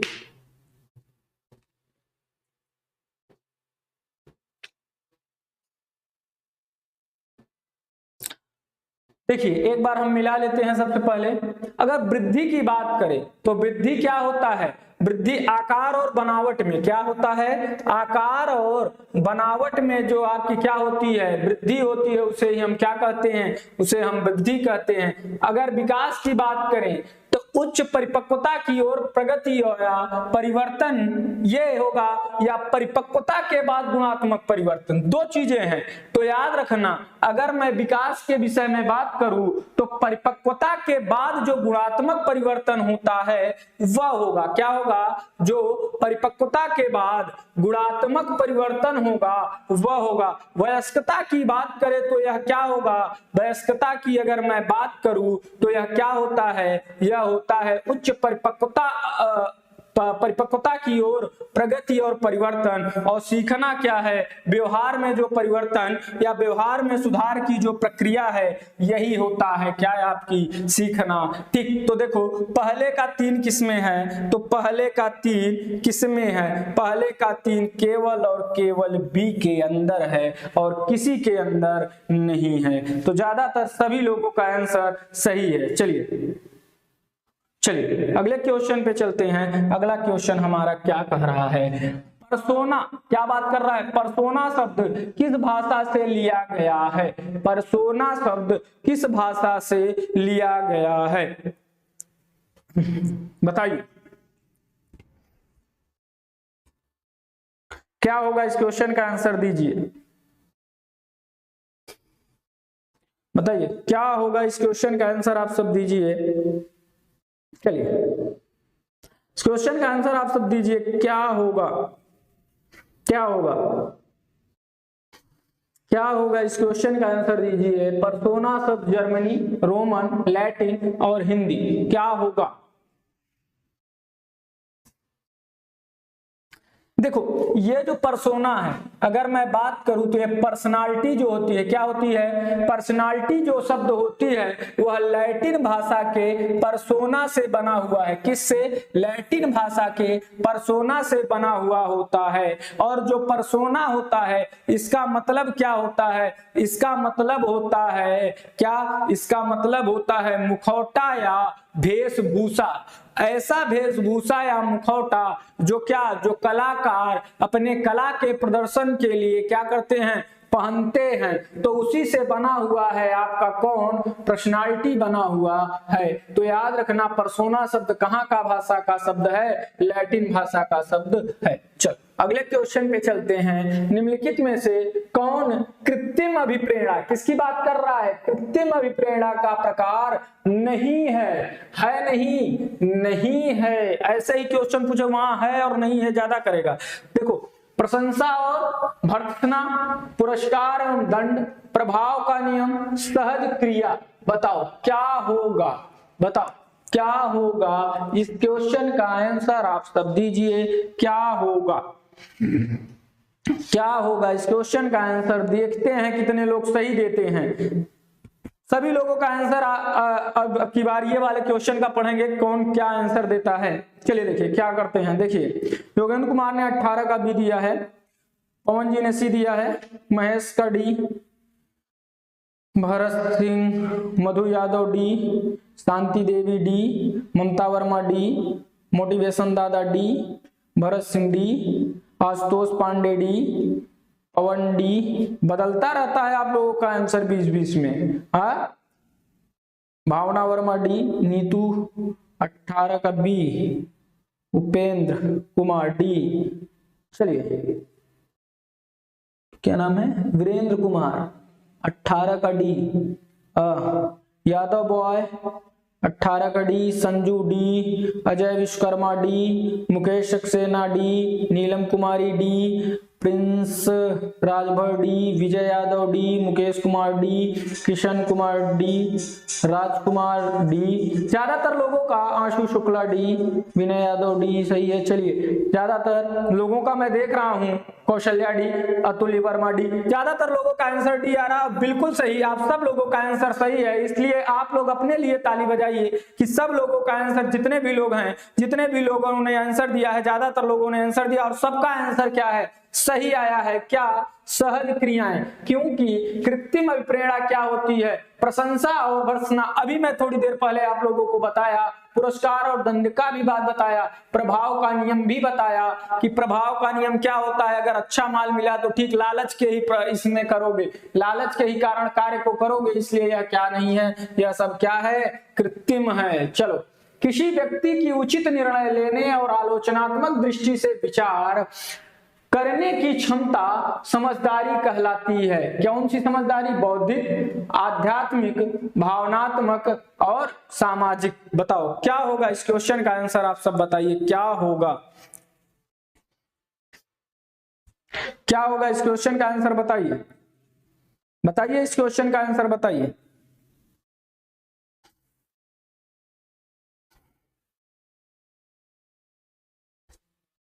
क्या होगा इस क्वेश्चन का आंसर, आप सब बताइए क्या होगा। किसी व्यक्ति की उचित निर्णय लेने और आलोचनात्मक दृष्टि से विचार करने की क्षमता समझदारी कहलाती है। बौद्धिक, आध्यात्मिक, भावनात्मक और सामाजिक। क्या होगा बताइए इस क्वेश्चन का आंसर, आप लोग बताइए क्या होगा, क्या होगा। तो देखिए, अगर मैं बात करूं तो यह क्या होता है, बौद्धिक या समझदारी होगा। क्या? बौद्धिक, क्योंकि समझदारी की बात कर रहा है। तो समझदारी कब आती है? जब आपकी बौद्धिक क्षमता विकसित रहेगी। बौद्धिक क्षमता निम्न रहेगी तो आपके अंदर समझदारी नहीं होगी। आध्यात्मिक ज्ञान बहुत है, जरूरी नहीं है कि आध्यात्मिक ज्ञान है तो आपको हर चीजों के लिए समझ हो। समझ कहने का मतलब कि आपके पास जो भी मुसीबतें आए, जो भी प्रॉब्लम्स आए, उन प्रॉब्लम्स को सॉल्व करने के लिए आपका मानसिक स्तर ठीक ठाक हो। मतलब कोई भी कैसी भी प्रॉब्लम आए, उस प्रॉब्लम को अगर आप दूर कर ले रहे हैं, मतलब आपका बौद्धिक स्तर बहुत बढ़िया है। ठीक, आध्यात्मिक की से ये हो गया। भावनात्मक का मतलब ये है, अब जरूरी नहीं है कि आपके अंदर इमोशन है, आप बड़ी जल्दी खुश हो जाते हो, बड़ी जल्दी नाराज हो जाते हो, बड़ी जल्दी क्या मेरे बाबू ने खाना खाया, खाना नहीं खाया तो खाना हो गया।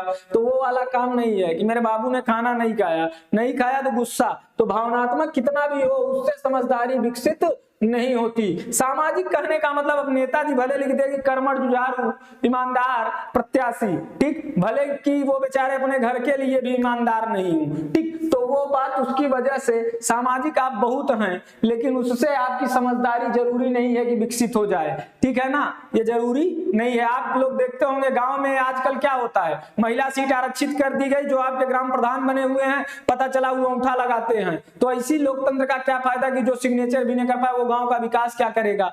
हाँ, तो वो चीज नहीं होनी चाहिए। ठीक है ना, तो याद रखना, बौद्धिक होना चाहिए, पढ़ा लिखा होना चाहिए। ठीक, चल, निम्न में से कौन सी ऐसी प्रणाली है जो कि सामाजिक तथा नैतिक, क्या सामाजिक तथा नैतिक मूल्यों का आंतरिक प्रतिनिधित्व करती है, जो कि बच्चे को उसके अभिभावकों एवं दूसरे द्वारा सिखाई जाती है। Libido, id, super ego, ego. ऐसे ही क्वेश्चन देखो, केबीएस ओबीएस ऐसे लंबा लंबा स्टेटमेंट वाला क्वेश्चन देता है कि तुम पढ़ोगे, देखोगे क्वेश्चन, पहले ही सो जाओगे कि बड़ा लंबा क्वेश्चन है, बड़ा टाइम लगना है। लेकिन कुछ नहीं, बहुत दिमाग से बहुत ठंडे होके इसीलिए ऐसे क्वेश्चन ले आ रहे हैं, जिससे कि आप पहले से ही प्रेशर को झेल के बैठे रहे, वहां पहुंचे तो बस देखे नहीं, अरे कुछ नहीं है। ये क्वेश्चन तो मैंने शायद क्लास में किया हुआ था, ये क्वेश्चन तो मैंने कहा किया हुआ था, क्लास में किया हुआ था। ठीक, चलिए चलिए बताइए क्या होगा इस क्वेश्चन का आंसर, बताइए क्या होगा।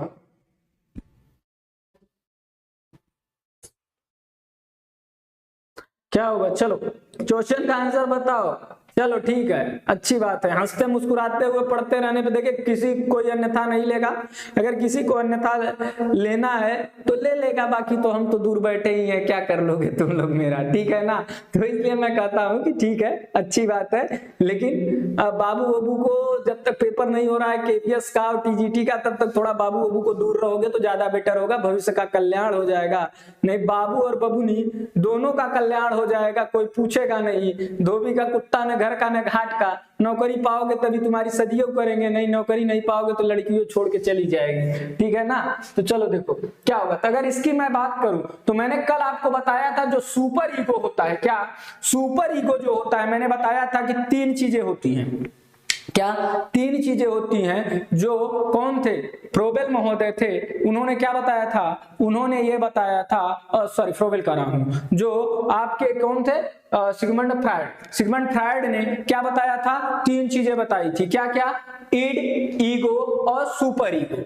इड, ईगो और सुपर ईगो जो था, इड क्या कहता है, इड यह कहता है कि जो कुछ भी है मुझे चाहिए तो चाहिए, वो अपनी आत्म संतुष्टि करना चाहता है, क्या करना चाहता है, अपनी आत्म संतुष्टि करना चाहता है, वह स्वार्थी प्रवृत्ति का होता है, उसके अंदर अच्छे बुरे का कोई ज्ञान नहीं होता है। अगर वो चाह लेगा कि मुझे ये चीज चाहिए तो मुझे ये चीज चाहिए, अगर एक छोटा बच्चा अगर वो जिद कर लेगा मुझे चाहिए तो चाहिए, उसके अंदर क्यों, क्योंकि वो क्या है, उसके अंदर इड है। ठीक, अब देखो सुपर ईगो की मैं बात करूं तो ईगो क्या होता है, ईगो जो होता है, लोग कहते हैं ना बहुत ईगो है तुम्हारे अंदर, क्या है, ईगो है। ईगो का असली मतलब क्या है, यहां समझो, ये जो ईगो होता है, यहां ईगो का मतलब यह होता है कि ये जो इड और सुपर ईगो, इन दोनों के बीच का जो भाग होता है, मतलब संतुलित रहना, मतलब अगर जो वास्तविकता से आपको दर्शाए, मतलब कि आपकी इच्छा तो है किसमें, बढ़िया कार BMW में दूल्हा बन के सज धज के जाने की, लेकिन आप अपनी इच्छाओं को मार के दबा के बैठ जाते हैं, क्यों, क्योंकि अभी नौकरी नहीं लगी है, इसलिए मैं दूल्हा बन के नहीं जा पाऊंगा, इसलिए छोड़ देते हो ख्वाब। तो मतलब जो वास्तविकता में तुम जिंदा रहने लगते हो कि मैं एक बेरोजगार आदमी हूं, ये वाली जो फीलिंग जब आ जाती है तो क्या है, तभी क्या होती है, तो संतुष्टि के अनुसार जब तुम जीने लगते हो, अपने साथ समझौता करने लगते हो, वह होता है क्या, वह आपका क्या होता है, ईगो होता है। ठीक, अब सुपर ईगो क्या होता है, सुपर ईगो के विषय में मैंने बताया था, यह क्या होता है, यह अच्छे और बुरे क्या करता है, ध्यान देने लगता है, अर्थात कौन सी चीज अच्छी है, कौन सी चीज बुरी है, इसके अलावा नैतिकता का भी ज्ञान देने लगते हैं लोग कि हाँ ये चीज करो, ये चीज मत करो। वह क्या करता है, वह दूसरे का आदर सम्मान, ये सारी चीजें सिखाने लगता है। तो क्या करता है, नैतिकता ही तो जितने भी अभिभावक होते हैं, वह अभिभावक क्या करते हैं, अपने बच्चों को क्या सिखाते हैं, नैतिकता का ही तो पाठ पढ़ाते हैं। तो इसलिए इसका आंसर क्या होगा, सुपर ईगो होगा। चलो अगले क्वेश्चन पे चलते हैं। अगला क्वेश्चन क्या कह रहा है, खेल मनोवैज्ञानिक समाज प्रारूप मापने के यंत्र तथा तकनीकियों का प्रयोग करते हुए खिलाड़ी के व्यक्तित्व का कौन सा पहलू जानने का प्रयास करते हैं, मनोसामाजिक समायोजन, अंतर समूह बातचीत, अंतर व्यक्तिगत प्राथमिकताएं, सांस्कृतिक लोकाचार। बताओ क्या होगा, क्या होगा इस क्वेश्चन का आंसर, बताओ क्या होगा, क्या होगा इस क्वेश्चन का आंसर बताइए। ममता वर्मा जी शादी हो गई, अच्छी बात है, जिन लोगों की शादी हो गई है उनको बहुत बहुत बधाई, जिन लोगों की शादी हो गई है उन लोगों को बहुत बहुत बधाई, ठीक है ना। तो अच्छी बात है, जिन लोगों की शादी हो गई उनको तो अच्छी बात यह है कि अब भाई जिससे शादी हुई है वो खिलाएगा, नहीं खिलाएगा तो जाएगा कहाँ, लेकिन उस बेचारे से भी पूछ लो क्या दिक्कत है। ठीक, कमाता है बेचारा तो ठीक, नहीं कमाता तो बेचारे की लंका लगा दो तुम लोग। ठीक, चलो बाकी ऐसी कोई बात नहीं है, अपने सेल्फ डिपेंड रहना सीखेंगे तो ज्यादा बेटर होगा। ये देखो ये भी चला गए हो, देख लो क्या हो गया, देखो क्या होगा इस क्वेश्चन का आंसर दीजिए जल्दी से। तो देखिए इस क्वेश्चन का आंसर जैसा कि मैं देख पा रहा हूं, ज्यादातर लोगों का आंसर क्या आ रहा है, सी आ रहा है, ज्यादातर लोगों का आंसर क्या आ रहा है, सी आ रहा है। लेकिन हाँ, तो जिन लोगों का आंसर क्या आ रहा है, सी आ रहा है, उन सब लोगों का आंसर सी है, बिल्कुल सही बात है। क्योंकि अगर मैं बात करूं आप लोगों से मनोसामाजिक समायोजन की बात करें तो यह किसी यंत्र से आप नहीं नाप सकते, और अंतर समूह बातचीत भी क्या होता है, या तो बातचीत पहले कर दिया, संस्कृति का लोकाचार को भी आप किसी यंत्र से थोड़ी ना नापेंगे। बात किसकी कर रहा है, सीधे सीधे अंतर और व्यक्तित्व प्राथमिकताएं जो होती है, सारी चीजें आप किससे नापते हो, ये एक यांत्रिक। चलो, किसी व्यक्ति के शरीर की संरचना में निम्नलिखित घटक शामिल होते हैं, क्या क्या घटक शामिल है देख लो, दुबला पतला शरीर आकार, क्या दुबला क्या है, पतला शरीर आकार, शरीर का घनत्व, मोटा शरीर आकार, प्रतिशत शरीर का वसा, इन घटकों में से जो घटक शरीर की संरचना में सीधे शामिल होते हैं वह कौन है? क्या कह रहा है कि ये जो हैं कंपोनेंट, ये जो घटक हैं, इनमें से सीधे सीधे शरीर में कौन शामिल होता है, वह कौन कौन सा इनमें से होगा? फर्स्ट और सेकेंड, फर्स्ट और थर्ड, सेकेंड और फोर्थ, थर्ड और फोर्थ। बताओ इस क्वेश्चन का आंसर क्या होगा? बताइए क्या होगा? अजय विश्वकर्मा जी नहीं हुई तो हो जाएगी, परेशान मत रहो। अरे उपेंद्र कुमार तुम्हारी भी हो जाएगी, सबकी हो जाएगी। जिन लोगों की शादी नहीं हुई है वो लोग केवीएस का पेपर दे लो, उसके बाद में पहले नौकरी का बाजा बजवा लो, उसके बाद अपने शादी का बाजा बजवा लेना, ठीक है ना। और जिन लोगों की हो गई है उनको तो बहुत बहुत बधाई। और वो क्या करेंगे, वो मजबूरी के मारे हैं इसलिए पढ़ लो, कम से कम बीबी के लिए तो पढ़ लो, क्योंकि भाई उसके भी लिए तो कुछ क्या होगा, उसके लिए भी तो पैसा पिताजी कब तक देते रहेंगे। उसको भी तो खिलाना पिलाना है भाई, पार्टी वार्टी करने ले जाओगे तो कैसे ले जाओगे, तो उसके लिए भी तो चाहिए। बताओ क्या होगा इस क्वेश्चन का आंसर, इसी बात पे दे दो। क्या होगा? तो देखो शरीर का जो घनत्व होगा यह डायरेक्ट होगा, ठीक। उसके बाद में अगर मैं बात करूं तो जो प्रतिशत शरीर वसा होगी यह भी क्या होगा, यह भी डायरेक्ट होगा। लेकिन मोटा शरीर आकार और दुबला पतला शरीर का आकार जो होगा यह क्या होता है, यह डायरेक्ट जो है नहीं डिपेंड करता। मतलब जो उसके संरचना में डायरेक्ट शामिल थोड़ी ना होता है। पतला शरीर उसकी पूरी बॉडी को लेगा और मोटा शरीर उसकी पूरी बॉडी को लेगा। लेकिन अगर प्रतिशत शरीर की वसा मतलब एक ही छोटे से एक पार्ट की बात कर रहा है और शरीर का जो घनत्व है यह भी एक पार्ट ही है, तो याद रखना ये दोनों की बात होगी, ना कि और किसी का। दूसरा और चौथा किसमें है? सी वाले में है, और यही इसका क्या हो जाएगा, आंसर हो जाएगा। चलो अगले क्वेश्चन पे चलते हैं। 23 क्या कह रहा है? स्पेंसर ने व्यक्तित्व को कितने वर्गों में बांटा है? स्पेंसर ने व्यक्तित्व को कितने वर्गों में बांटा है? 7, 6, 3, 4। बताओ क्या होगा इस क्वेश्चन का आंसर?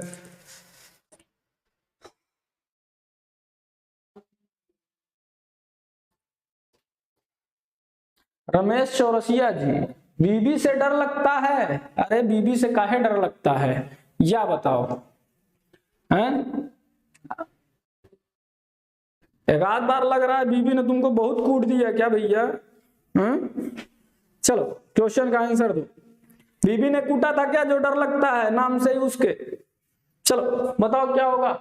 स्पेंसर ने व्यक्तित्व को कितने भागों में बांटा है? 6 भागों में बांटा है। कितने भागों में? 6 भागों में बांटा है। वह 6 भाग इसके कौन कौन से थे? आप थोड़ा कमेंट करके हमें बता सकते हैं? बता सकते हैं कौन कौन से थे? कमेंट करके बताइए वो 6 भाग कौन कौन से थे, बताइए जल्दी से। तो याद रखना नंबर 1 क्या? ज्ञान प्रधान, ऐसे व्यक्ति जिनके अंदर क्या होता है, ज्ञान होता है। दूसरे नंबर के व्यक्ति कौन थे? दूसरे नंबर के व्यक्ति जो खूबसूरत हैं, मतलब सौंदर्य प्रधान, मतलब कि क्या ज्ञान हो चाहे ना हो लेकिन सुंदर काया जरूर होनी चाहिए, चेहरा मोहरा सुंदर, नाक नक्श गढ़न जो है थोड़ा अच्छी होनी चाहिए। चलिए आगे बात करते हैं तीसरे नंबर की। तो तीसरा आप लोगों का क्या होगा? तीसरा होता है अर्थ प्रधान। तीसरा क्या होता है? अर्थ प्रधान। चौथा क्या होगा? चौथे की बात करें तो राजनीति प्रधान, ठीक।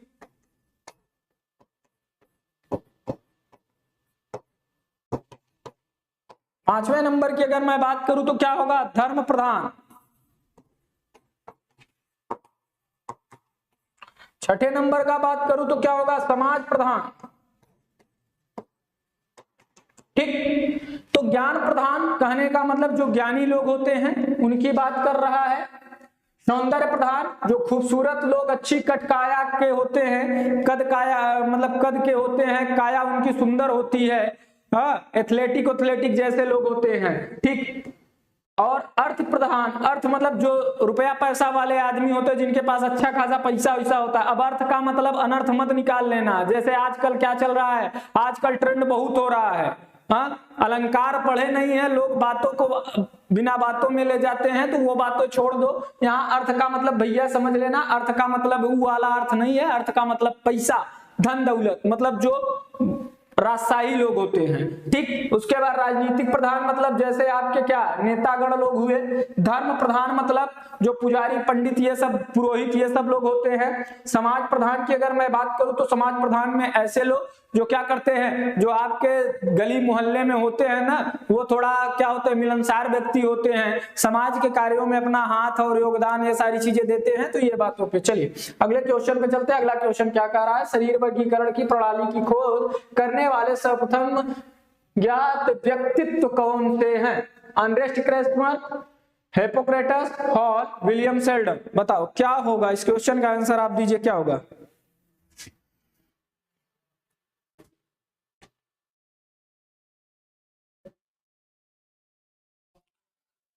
चलिए इस क्वेश्चन का आंसर दीजिए।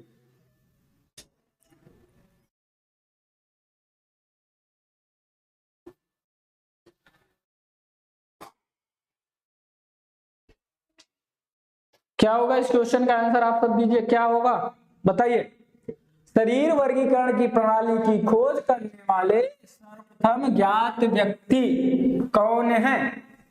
मतलब सबसे पहले किसने जो है व्यक्तित्व की बात कही थी, तो जिन लोगों ने क्या दिया है आंसर, हिप्पोक्रेटस दिया है, उन सब का आंसर क्या है, सही है। उन सब का आंसर क्या है, उन सब का आंसर सही है। चलो अगले क्वेश्चन पे चलते हैं। तुलनात्मक रूप से हर परिस्थिति क्या, हर परिस्थिति में स्थिरता से सोचना, महसूस करना और व्यवहार करना मनुष्य का कौन सा गुण कहलाता है?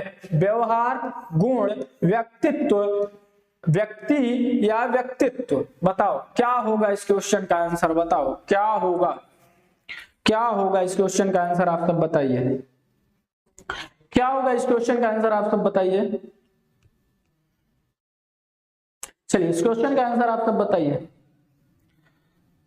क्या होगा। 25 का ज्यादातर देख रहे हैं लोगों का, आप लोगों का आंसर क्या आ रहा है, D D D D D D D आ रहा है। चलो डी आ रहा है ना, तो जिन लोगों का आंसर डी आ रहा है क्या व्यक्तित्व, उन सब का आंसर क्या है, उन सब का आंसर सही है। चलो क्या कह रहा है, व्यक्ति को देखो यहाँ पे 25 के बजाय यहाँ 26 लिख लेना, ये बाद वाले क्वेश्चन जो टाइप कराए हैं जो छूट गए थे वो थे। चलो तो इसको हम दूसरा कलर ले लेते हैं, कौन सा कलर ले लेते हैं, यही कलर लेते हैं जो कलर से वो लिखा हुआ है। तो ये हम लिख लेते हैं क्या 26 नंबर, ठीक। तो 26 नंबर क्या कह रहा है, व्यक्ति को बालक व किशोर में वर्गीकृत करने के कानूनी कसौटी है कालानुक्रमिक आयु, शरीर रचना आयु, क्रियात्मक आयु और मानसिक आयु। बताओ क्या होगा इस क्वेश्चन का आंसर, आप सब दीजिए क्या होगा। 26 नंबर क्वेश्चन का आंसर दीजिए आप सब, क्या होगा 26 नंबर का।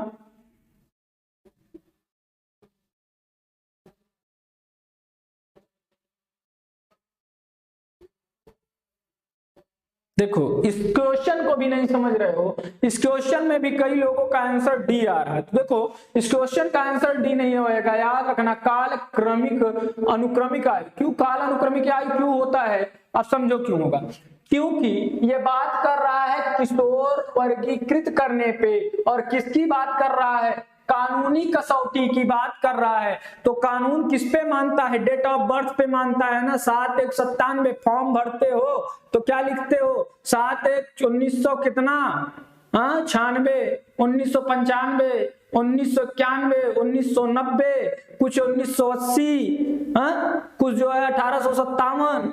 तो ये जो लिखते हो ना, यही कानून मानता है, इसी को कहते हैं कालक्रमिक आयु। शरीर रचना आयु के विषय में कल बात कर लिया था इन सब चीजों के विषय में। चलो अगले क्वेश्चन पे चलते हैं।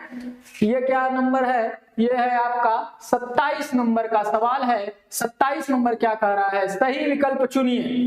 ऐसा व्यवहार जिसमें प्रतिद्वंदी को मनोवैज्ञानिक तथा शारीरिक नुकसान पहुंचाकर जीतना है, क्या है, क्षतिकारक आक्रामकता, हठधर्मी व्यवहार, आक्रामकता का साधन के रूप में उपयोग, हिंसक व्यवहार। बताओ क्या होगा इस क्वेश्चन का आंसर, आप सब बताइए क्या होगा, क्या होगा इस क्वेश्चन का आंसर, बताओ क्या होगा, बताओ क्या होगा?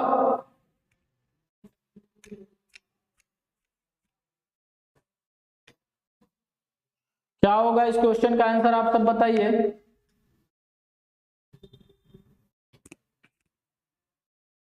तो देखिए, तो जिन लोगों का आंसर क्या आ रहा है, आक्रामकता को क्या साधन के रूप में प्रयोग करते हैं, उन्हें ही हम क्या कहते हैं, मनोवैज्ञानिक तथा शारीरिक नुकसान पहुंचाकर जीतना ही क्या कहलाता है, आक्रामकता का साधन के रूप में उपयोग। मतलब इसे ही हम क्या कहते हैं, मैंने बताया अभी आपको, मुख्यतः दो प्रकार की आक्रामकताएं होती हैं। वह दो प्रकार की आक्रामकताएं कौन कौन सी थी? तो वह आपकी कौन कौन सी दो प्रकार की आक्रामकताएं थी? तो उन आक्रामकताओं में पहली आक्रामकता को हम क्या कहते हैं और दूसरी आक्रामकता को क्या कहते हैं? तो पहली आक्रामकता को हम कहते हैं शत्रुतापूर्ण आक्रामकता और दूसरी आक्रामकता को क्या कहते हैं, सहजता आक्रामकता कहते हैं। ठीक, तो याद रखिएगा, तो यह क्या होगा, यह शत्रुतापूर्ण वाले में आ जाएगा, क्योंकि यह क्या कर रहा है, इसकी मनोभावना ही है कि अगले पार्टी को क्या पहुंचाना, नुकसान पहुंचाना। ठीक, तो 27 के बाद ये क्वेश्चन आपका कौन से नंबर का है? यह है आपके 28 नंबर का क्वेश्चन। मनोलैंगिक विकास के दौरान होता है, मनोलैंगिक विकास के दौरान होता है, पूर्व बाल्यावस्था के, किशोरावस्था के, तरुणावस्था के, प्रौढ़ता में। बताओ क्या होगा इस क्वेश्चन का आंसर, बताइए क्या होगा, बताओ क्या होगा इस क्वेश्चन का आंसर, आप सब बताइए क्या होगा।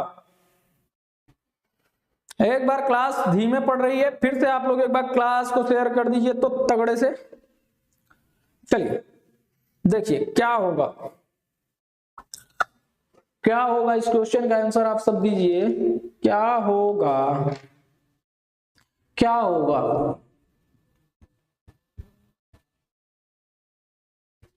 देखो, अगर मैं बात करूं आपसे, ये किशोरा क्या होगा के दौरान होता है, तो मनोलैंगिक विकास की अगर मैं बात करूं तो यह किसमें होता है, यह किशोरावस्था के अंदर होता है।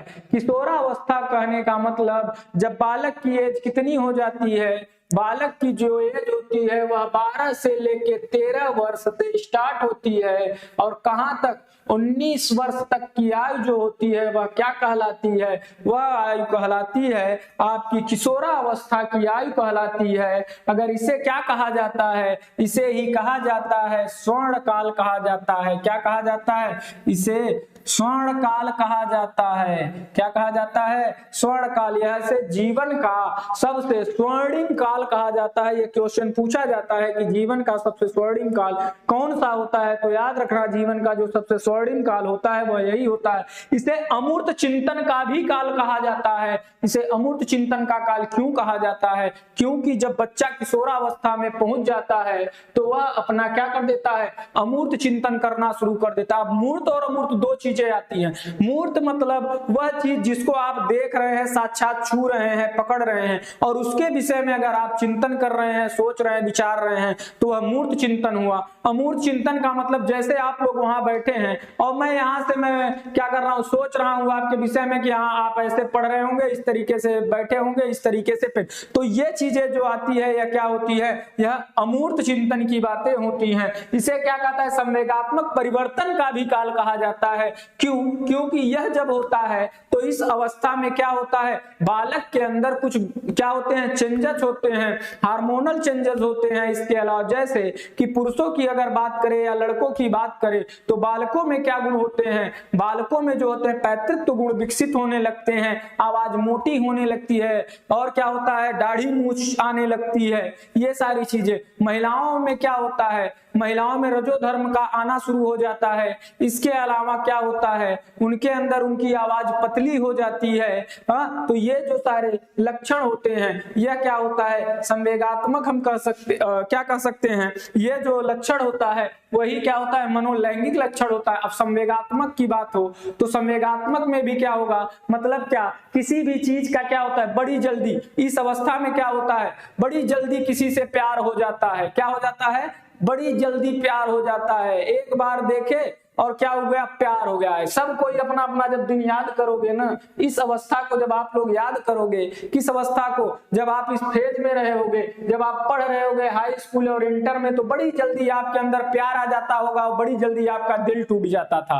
ठीक, जितनी लड़की देखे सबसे प्यार हो जाता था और जितनी लड़की ना कही उतनी बार आपका दिल टूटता था। इसके साथ ही साथ आप बड़ी जल्दी किसी बात पे रोने लगते। लड़कियां क्या होती हैं, बड़ी जल्दी रोने लगती हैं। तो ये जो सारे गुण होते हैं, यह क्या होती है, यह संवेगात्मक भी परिवर्तन होना आता है। इसके साथ ही साथ जो संवेगात्मक चीजें होती है, जो गुण होते हैं, वह अस्थायी रूप लेने लगते हैं। क्या होते हैं, अस्थायी रूपता लेने लगते हैं। इसे बसंत काल का भी क्या कहा जाता है, इसे बसंत ऋतु का काल भी कहा जाता है। क्या कहा जाता है, बसंत ऋतु का काल भी कहा जाता है। इसे इसके अलावा क्या कहा जाता है, उलझनों का भी काल कहा जाता है। क्यों उलझनों का काल कहा जाता है, क्योंकि इसी एज में बच्चा आके अपने कैरियर की टेंशन बहुत ज्यादा होने लगती है। उसे वह क्या करने लगता है, वह और कोई भी चीज की अगर इच्छा करता है, अगर वो चीज नहीं मिलती तो उसकी वजह से वह बहुत ज्यादा दुखी हो जाता है और उसमें क्या होता है, उसमें वह परेशान हो जाता है। तो ये सारी चीजें जो होती हैं इसी अवस्था में होती हैं। ठीक, इसे ही ठीक समझ में आ गया,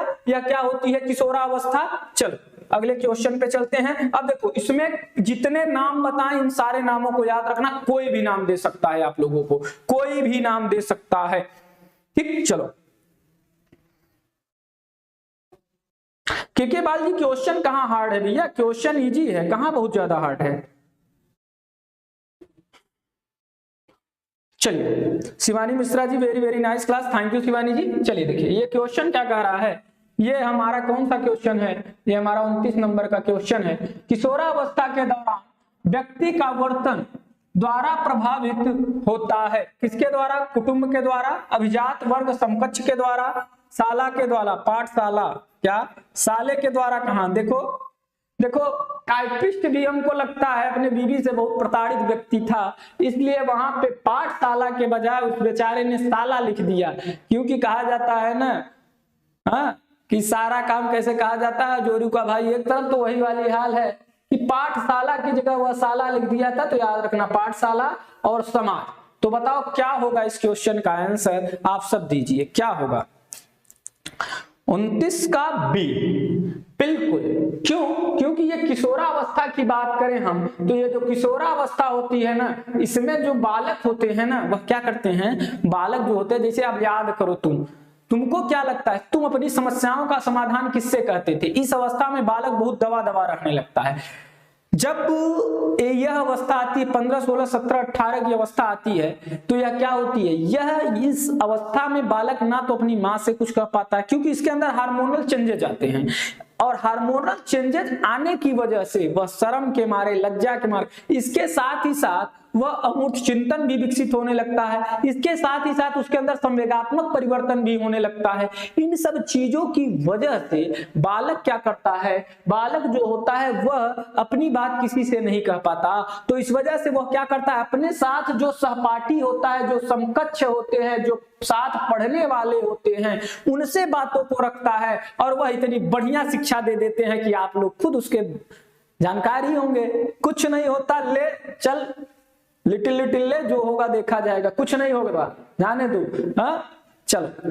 तो ये क्वेश्चन सही होगा। उसे क्या होगा, उसे अपने परिवार की बात गलत लगेगी, लेकिन अपने दोस्त की बात क्या लगती है, सही लगती है। ये चीज किस अवस्था में होता है, ये चीज उसी अवस्था में होता है। 30 नंबर क्वेश्चन क्या कह रहा है, देखो, वृद्धि निम्नलिखित कालों में से किस काल में सबसे अधिक होती है। वृद्धि की बात कर रहा है, विकास की बात नहीं कर रहा है। वृद्धि किस काल में सबसे ज्यादा होती है, यह बात कर रहा है। बताइए किस काल में होगा, क्या होगा।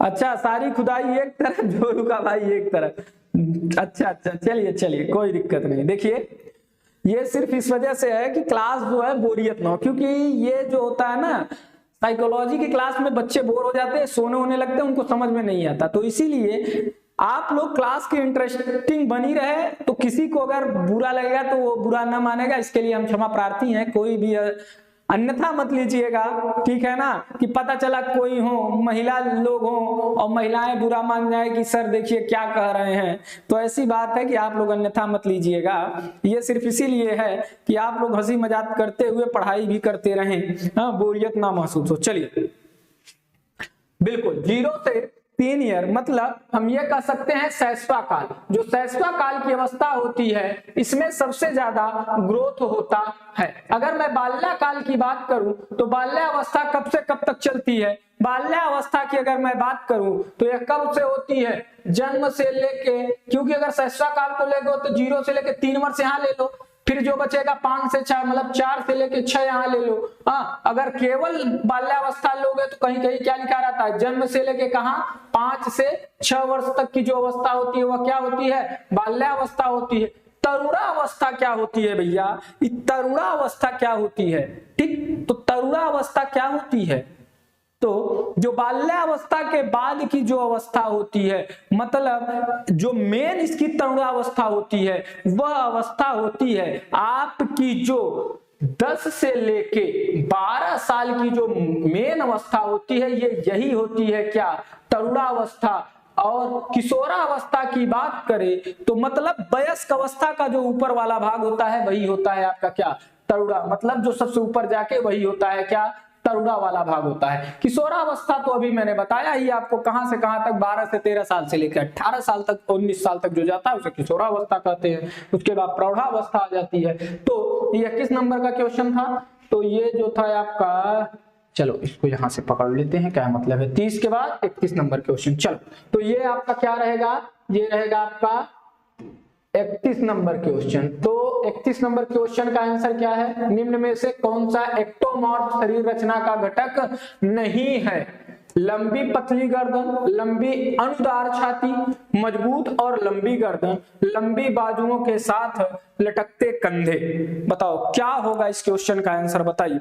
अगर क्लास अच्छी लग रही हो, लग रहा हो कि हाँ क्वेश्चन अच्छे हैं, ठीक ठाक हैं, तो आप लोग क्या कर दीजिए? क्लास को लाइक कर दीजिए तथा क्लास को शेयर भी कर दीजिए। चलिए बताइए क्या होगा।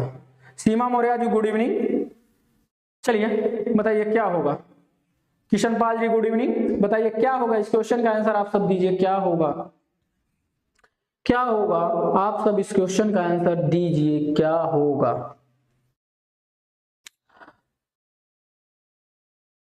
तो याद रखिएगा एक्टोमर्फी की बात कर रहा है, और ये एक्टोमर्फी कौन दिया था? तो मजबूत और लंबी गर्दन जो होती है ये एक्टोमर्फी होता है। मैंने आपको बताया था सलाद खाओ, अंडा खाओ, मांस खाओ और कैसे रहो? एक्टिव रहो। मतलब सेल्डन का जो पहला था अंडा, मतलब एंडोमर्फी जो होता है वह कैसे होते हैं? वह गोल मटोल मोटे माटे होते हैं। उसके बाद में फिर क्या था? एंडोमर्फी। उसके बाद क्या था? मेसोमर्फी लोग कैसे होते हैं? एथलीट टाइप होते हैं, लंबे चौड़े, सुंदर काया, कटकादी होती है, ये सारी चीजें। और उसके बाद में क्या होता है? एक्टोमर्फी, जो एक्टिव लोग होते हैं, दुबले पतले लोग जो होते हैं, उनकी क्या होती है? गर्दन लंबी होती है, ताइज के साथ ही साथ मजबूत भी होती है, ये सारी चीजें गुण होती है उनके अंदर। चलो देखो अभिकथन है क्या है? ये आपका क्वेश्चन नंबर था 31। चलो 32 नंबर क्वेश्चन पे हम चलते हैं। 32 नंबर हमारा क्वेश्चन क्या कह रहा है? अभिकथन है आक्रामकता व्यक्तित्व का लक्षण है जिस एथलीट की सफलता से संबंध किया जाता है। जिसका यहां लिखो यार, जिसका एथलीट की सफलता से संबंध किया जाता है। क्या कह रहा है अभिकथन ने? क्या कह रहा है? आक्रामकता व्यक्तित्व का लक्षण है, बिल्कुल लक्षण है व्यक्तित्व का, पर्सनालिटी का।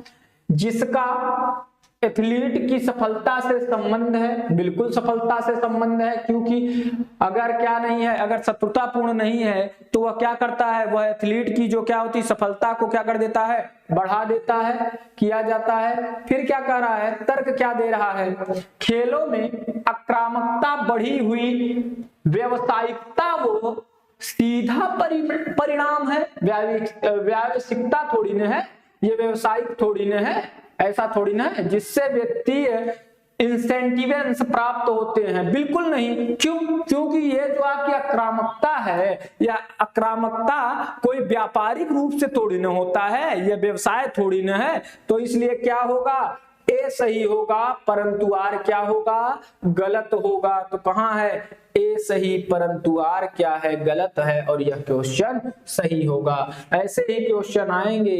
33 नंबर क्वेश्चन हमारा क्या कह रहा है, 33 नंबर क्वेश्चन को हम देखते हैं। क्या व्यक्तित्व की विशेषताओं में शामिल है, क्या शामिल है, व्यवहार का विशिष्ट रूप, चिंतन की विधियां, कार्य करने की विधियां, पर्यावरण से संवाद की विधियां। नीचे दिए गए कूट में से सही उत्तर को चुनिए। क्या होगा बताइए।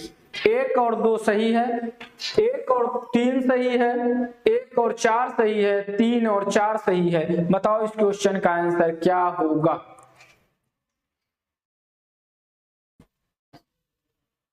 बताओ क्या होगा,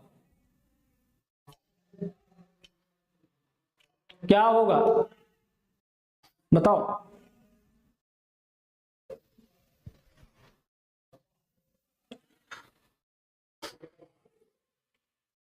तो याद रखना क्या होगा, व्यवहार की विशिष्टता रूप, व्यवहार का विशिष्ट रूप और चिंतन की जो विधियां होती हैं, यह दोनों क्या होता है, व्यक्तित्व की विशेषताओं में शामिल होता है।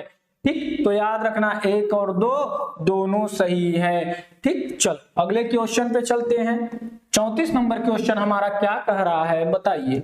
34 नंबर क्वेश्चन क्या कह रहा है, 34 नंबर क्वेश्चन क्या कह रहा है, व्यक्तित्व के पदानुक्रम प्रारूप के प्रणेता कौन है। क्या कह रहा है, व्यक्तित्व के पदानुक्रम प्रारूप के प्रणेता कौन है।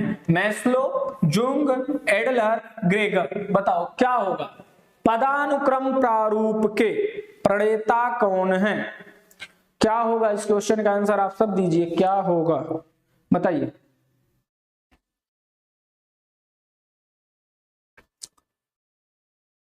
चौंतीस नंबर का आंसर आप सब दीजिए, क्या होगा, क्या होगा। इस क्वेश्चन का आंसर दीजिए,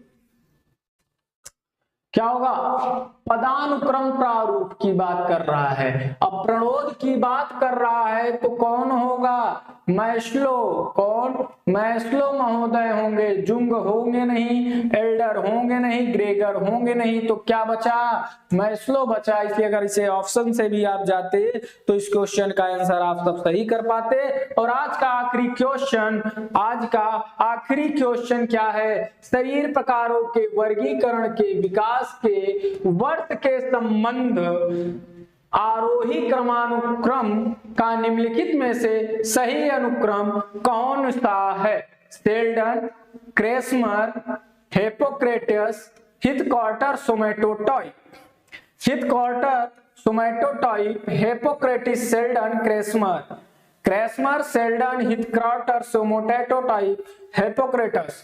Hippocrates, Kretschmer, Sheldon, Heath Carter, somatotype. बताओ क्या होगा। ये इस क्वेश्चन का आंसर आप सब दीजिए, क्या होगा, क्या होगा। यहाँ पे हिट नहीं, यहाँ पे हिट कर लेना, सॉरी हिट, यहाँ पे हिट कर लो, यहाँ पे हिट कर लो, ठीक, यहाँ पे भी हिट कर लो, यहाँ पे भी हिट कर लो। हिट क्वार्टर है, हिट नहीं है, हिट क्वार्टर है। क्या होगा इस क्वेश्चन का आंसर दीजिए।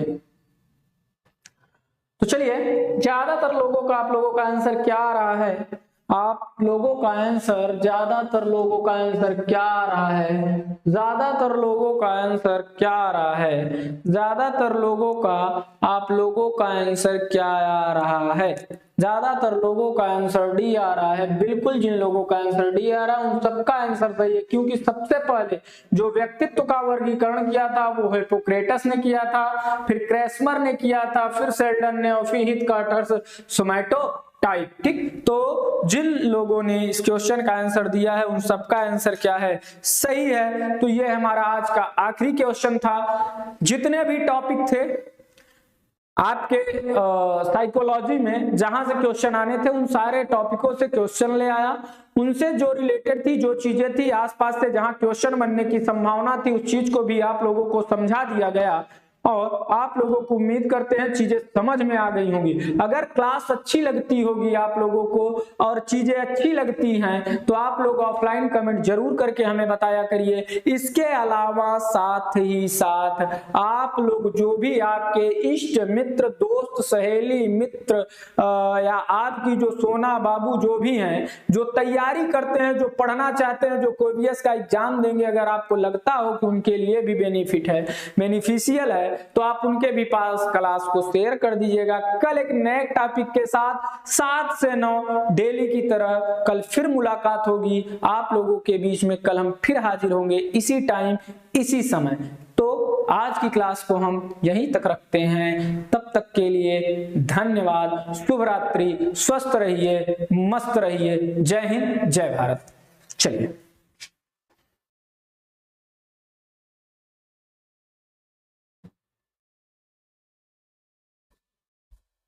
क्वेश्चन नंबर 31 क्या है? क्वेश्चन नंबर 31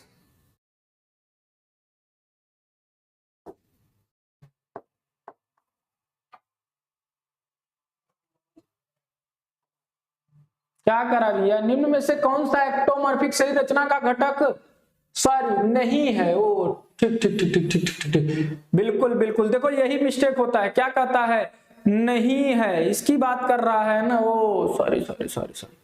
उस समय देखो क्या होगा, तो देखो लंबी पतली गर्दन, तो क्या होता है? ये होता है। तो देखो अब ये तो बिल्कुल उसके अंदर होती ही है, ठीक। फिर क्या कह रहा है? लंबी अनुदार छाती। क्या कह रहा है? लंबी अनुदार छाती, बिल्कुल लंबी भी होती है, अनुदार छाती भी होती है। फिर क्या कह रहा है? लंबी बाजुओं के साथ लटकते कंधे।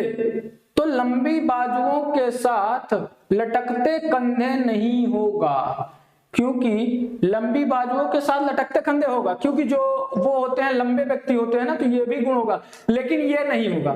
मजबूत और लंबी गर्दन नहीं होती, ठीक, क्योंकि ये जो है मजबूत और लंबी गर्दन नहीं होगी। सॉरी, हाँ यही ये आंसर सही है, बट इसका एक्सप्लेन थोड़ा मिस्टेक हो गया होगा। हाँ चलो देखो, तो इस क्वेश्चन का यही होगा बिल्कुल। चलो देखो क्या नहीं होगा, तो याद रखना इस क्वेश्चन का आंसर यही होगा, क्योंकि लंबी बाजुओं के साथ जो लटकते गर्दन होंगे, क्योंकि जो एक्टोमॉर्फी होते हैं उनमें तो यह होता नहीं है। जो मीजोमॉर्फी होते हैं वो भी मोटे माटे आदमी होते हैं, तो उनमें भी लंबी बाजू और गर्दन नहीं होगा, लेकिन जो एक्टोमॉर्फी होते हैं उनमें ये चीज होती है। तो आंसर इसका सही है। चलिए चलो कोई दिक्कत नहीं है। और किसी को बिल्कुल इसी तरीके से अगर कोई क्वेश्चन मिस्टेक है तो आप लोग अगर देख के मुझे बता जरूर दिया करिए। अगर मैं तत्काल आपको बता दूंगा तो ठीक है, नहीं अगर आप ऑफलाइन कमेंट किए रहेंगे तो अगले दिन हम उस क्वेश्चन को आपको क्या कर देंगे, एक्सप्लेन कर देंगे। चलिए बहुत बहुत धन्यवाद, किसने बताया, जिसने भी बताया आप लोगों का बहुत बहुत धन्यवाद। चलिए तो आज की क्लास को यहीं समाप्त करते हैं। थैंक यू, धन्यवाद।